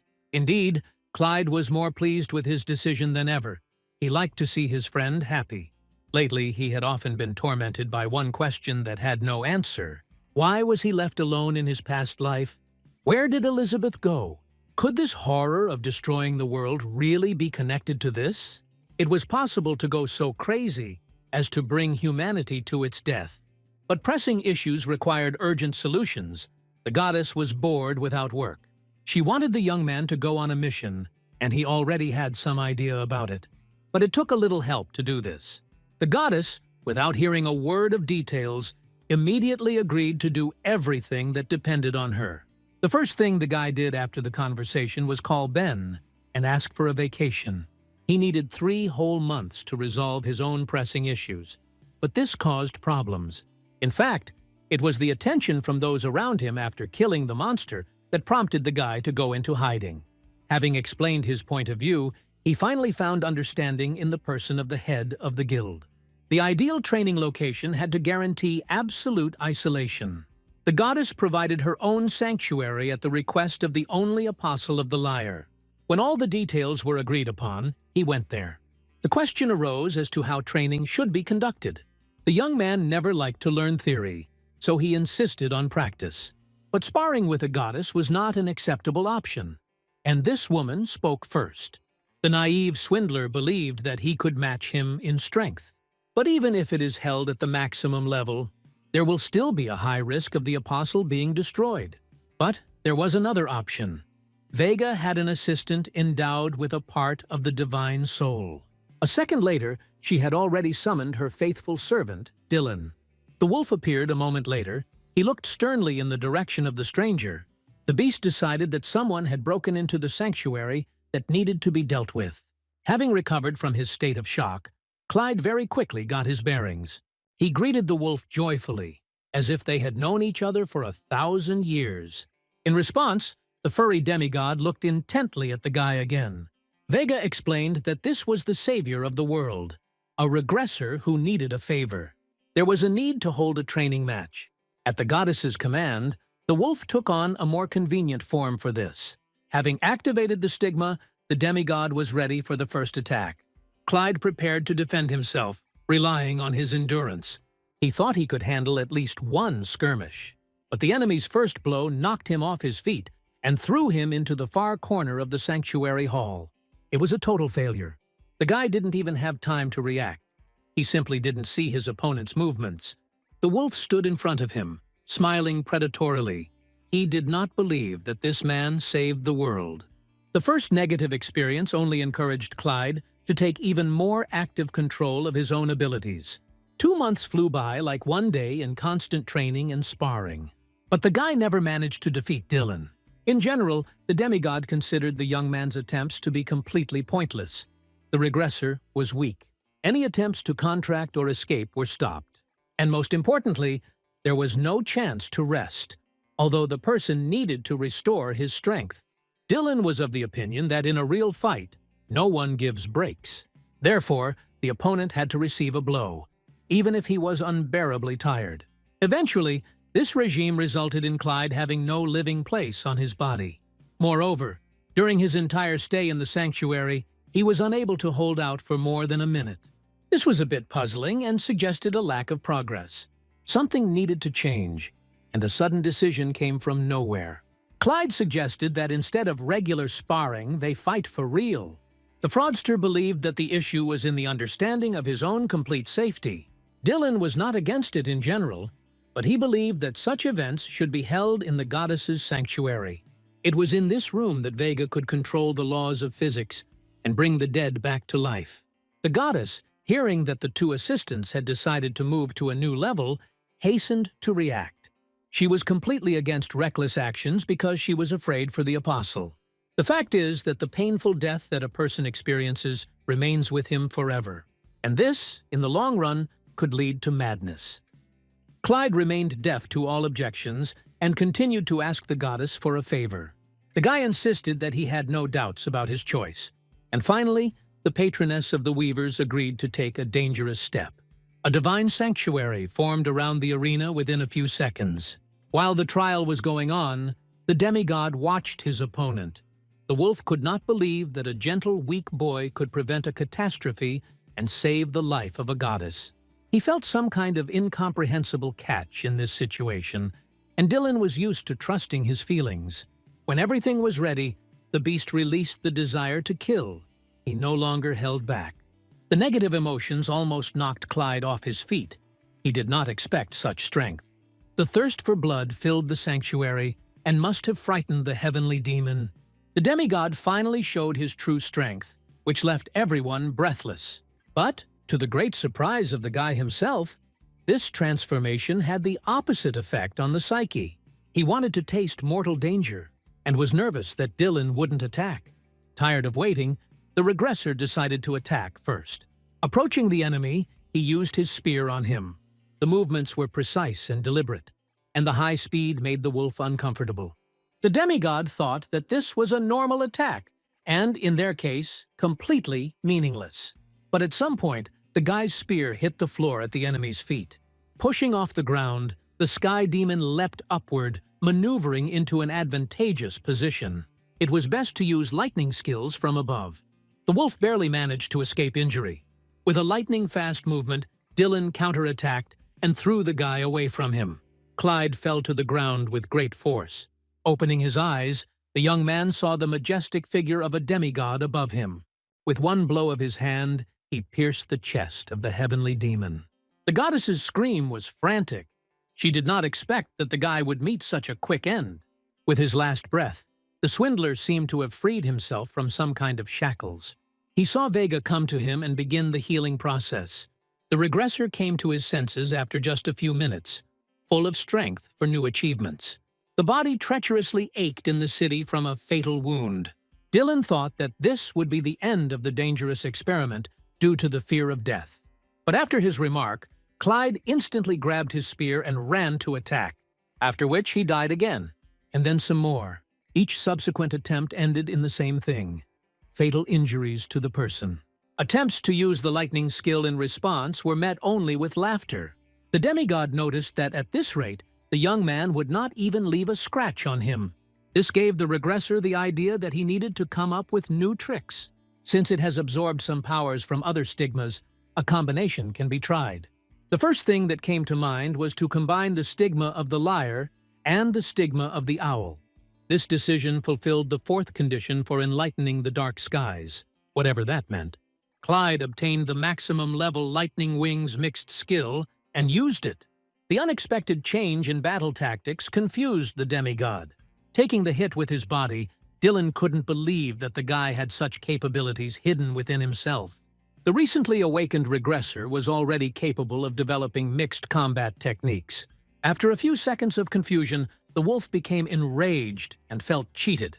With a kick, he threw his opponent several meters away from himself. Still shouting loudly, Dylan began to approach the boy with vengeance in his heart.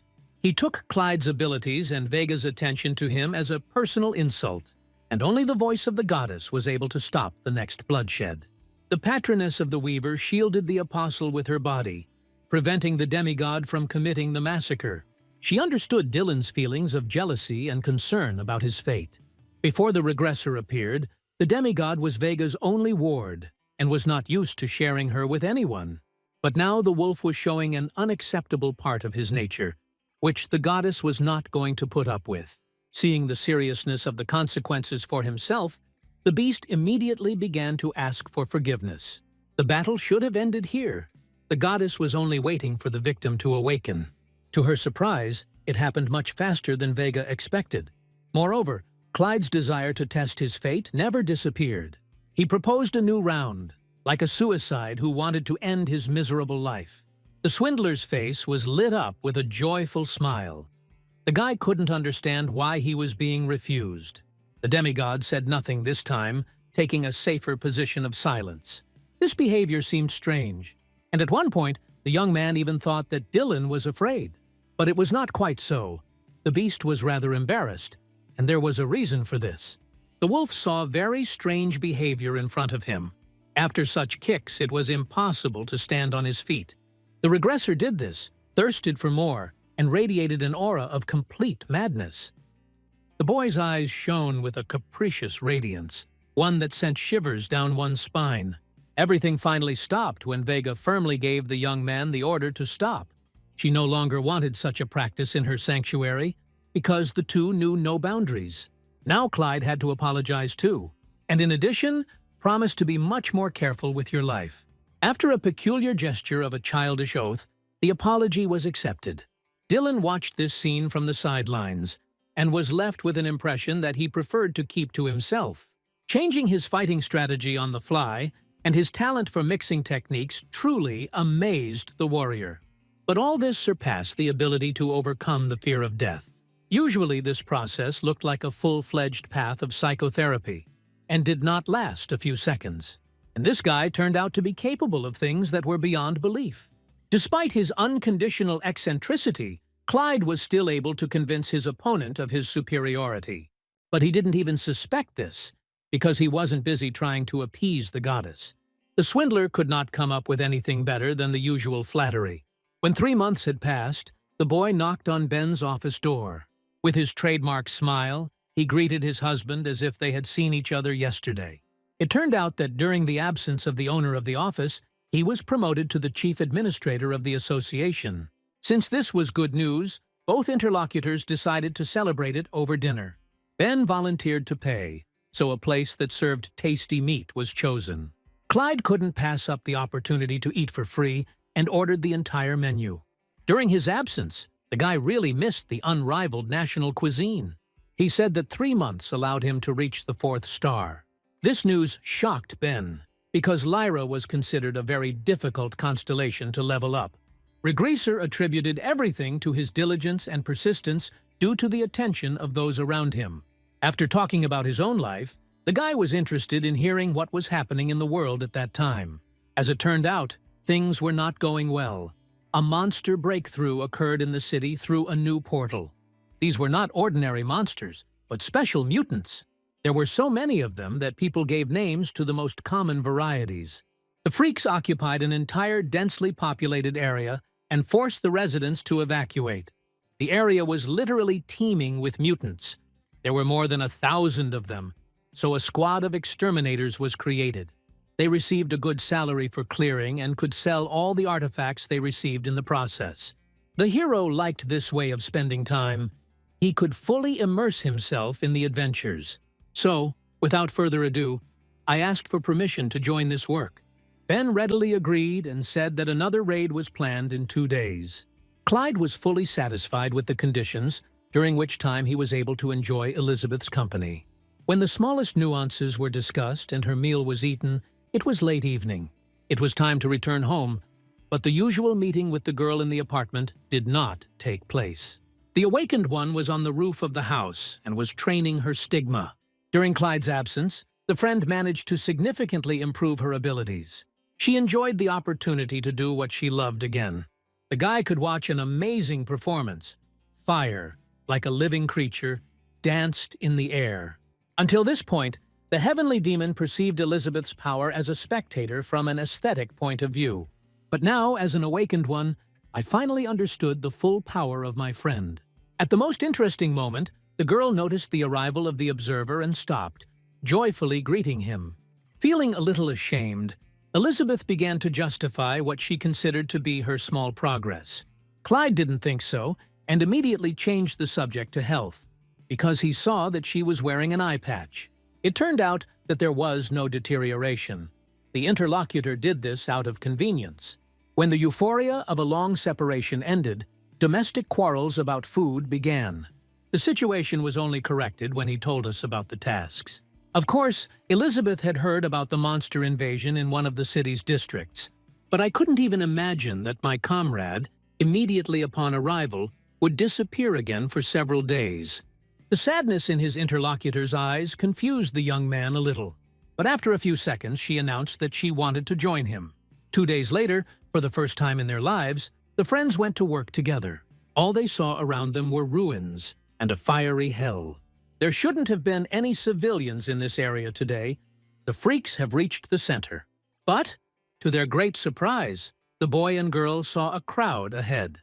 It turned out that reporters were not affected by the evacuation if a sensation was at stake.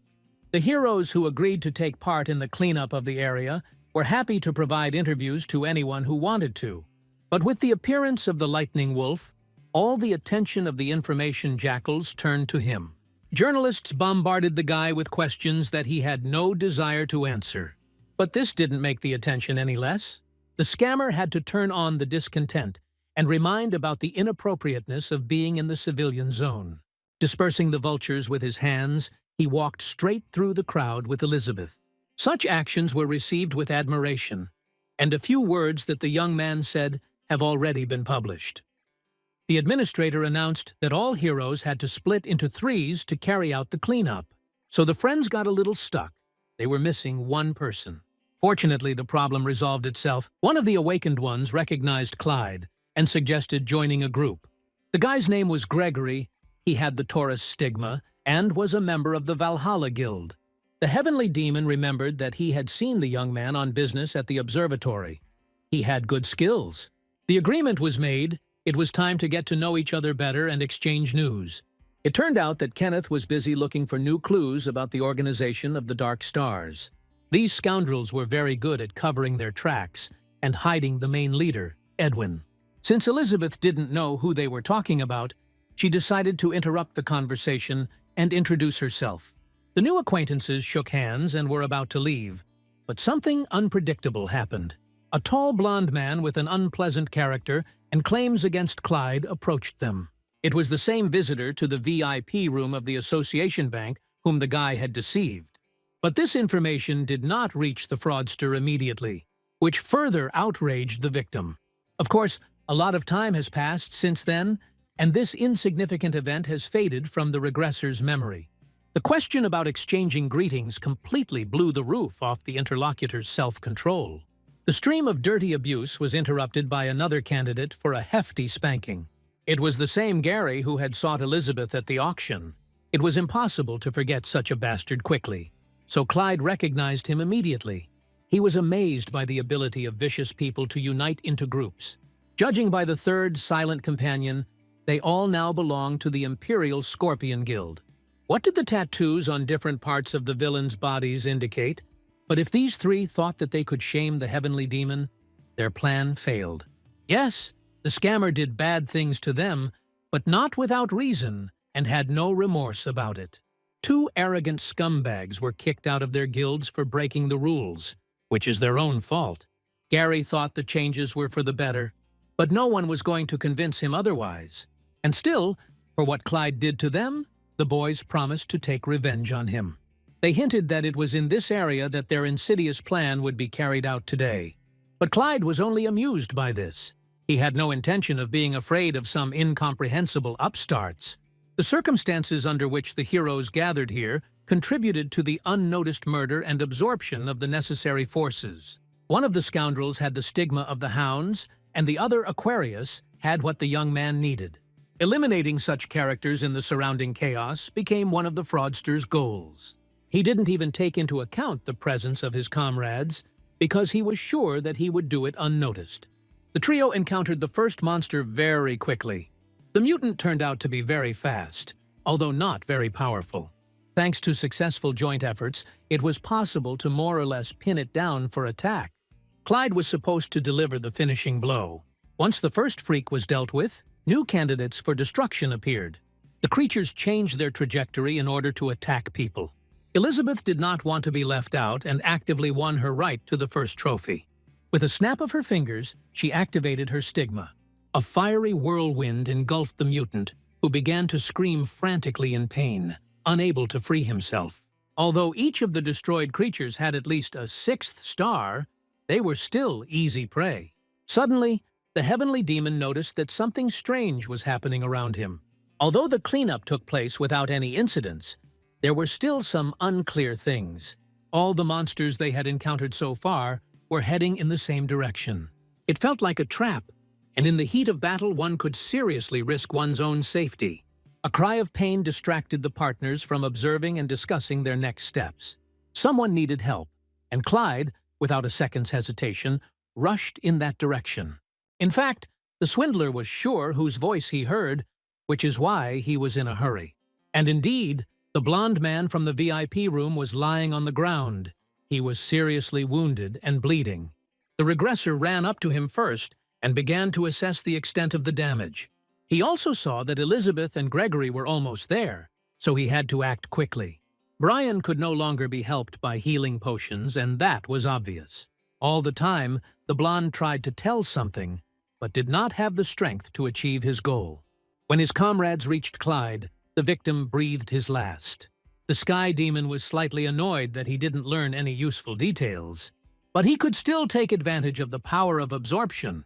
As if as a sign of respect, the guy closed the dead man's eyes so as not to arouse suspicion, and at the same time he took away his scorpion stigma. The rogue now had access to new skills to control poisons and increase agility. The comrades did not notice any changes because the dark skies were operating under the cover of a protective barrier. Once the job was done, it was time to set out in search of new adventures. The new preying, mantis-like monsters turned out to be not much stronger than their predecessors. Most continued to run towards the center of the area, but a small group was still distracted. Puzzled by this behavior, the heroes decided to leave one creature alive. They wanted to follow the mutant to his final destination. The group of fighters quickly advanced through the destroyed streets. Soon the mantis joined a whole bunch of similar ones. But, as he had not paid attention to his pursuers until now, and he was not the only one, many monsters fled to the center of the area, despite the lack of cover and the possibility of death. As in the beginning, Clyde only became more convinced that the fighters were being lured into a trap. It was strange, but maybe that's why Brian was killed. The Sky Demon decided to stop watching, despite Gregory's resistance. Although the freaks were not distinguished by strategic thinking, such a probability was not zero. Of course, the logical step would be to simply turn around and leave. But Clyde just wanted, to get to Gary and the Aquarian stigma. So he suggested that his partners inform the other hunters of what they had learned. He himself volunteered to investigate what was happening in the center of the district. In case of danger, the guy promised Elizabeth to hide immediately. Having set off in search of Gary, Clyde was already savoring his victory and new achievements. Meanwhile, the one the swindler so passionately wanted to destroy was in the center of the area. He was surrounded by monsters on all sides, but they did not want him dead. Rather, they listened to the object that the bastard was holding in his hand. In fact, the Scorpion Guild was not his trump card, unlike the Dark Star Alliance.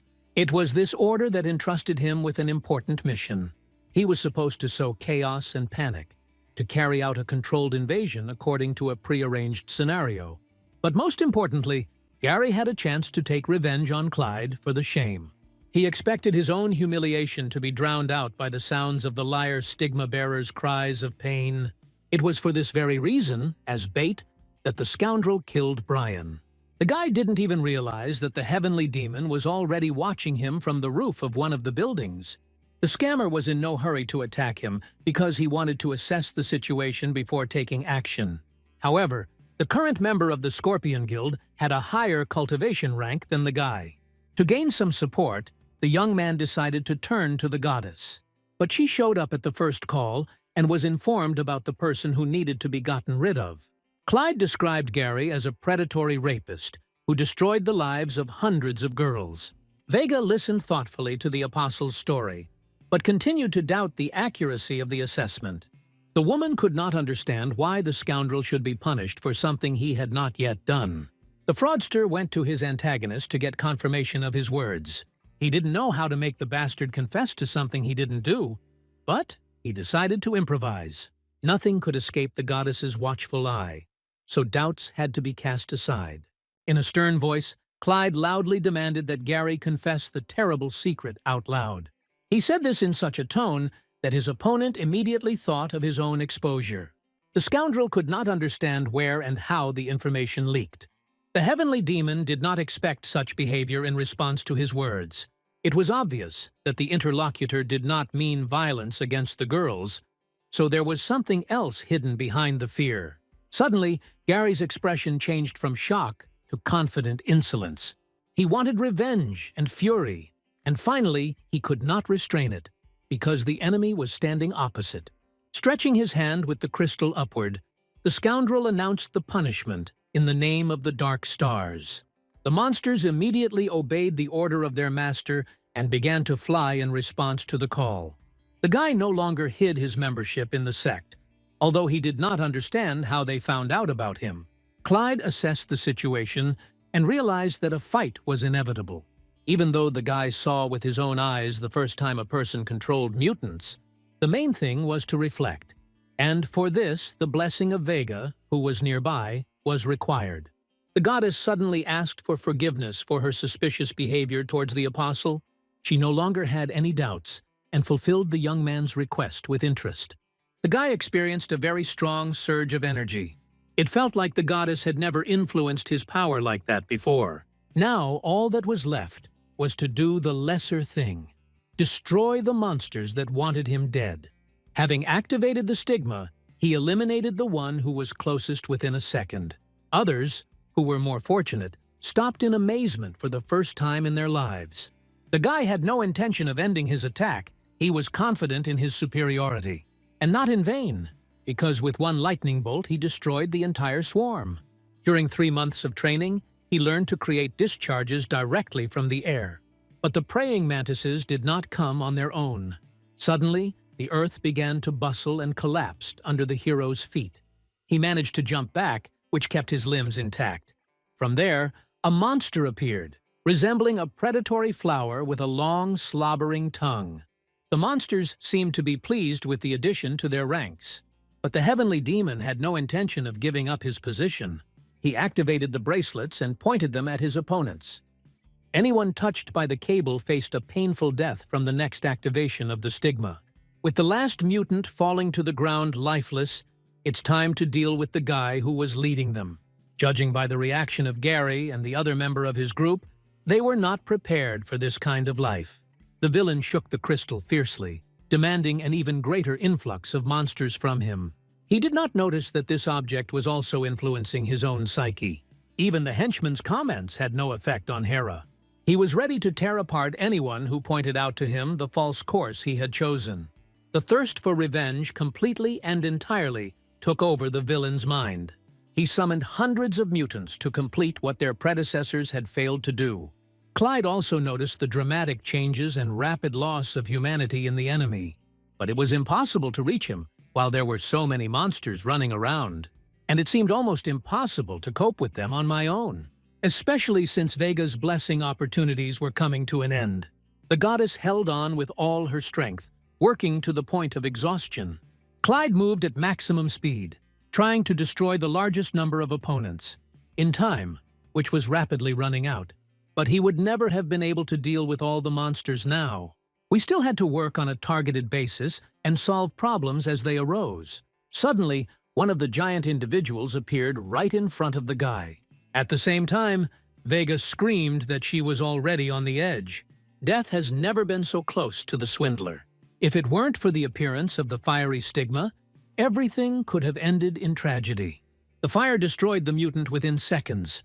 Startled, Clyde looked back, already realizing who he would see behind him. Elizabeth stood on the ruins of some building, and behind her Gregory was preparing for battle. The friend was not very friendly because the regressor did not keep his promise to run away. But when she read silent gratitude for the rescue in her comrade's eyes, she calmed down a little. The girl reported that she had contacted other cleanup teams and that everyone was rushing here. Before they arrived, she needed to play a little prank, so she took off the blindfold from her eye. When the dragon relic came to light, strange things began to happen. The monsters all stopped as one, forgetting that they were supposed to attack. This was the first time Clyde had seen the power of the dragon stigma in action. A pillar of fire formed behind Elizabeth. It looked like a real flying lizard. To be honest, the Awakened One herself was pleased that she would be able to use this skill for the first time.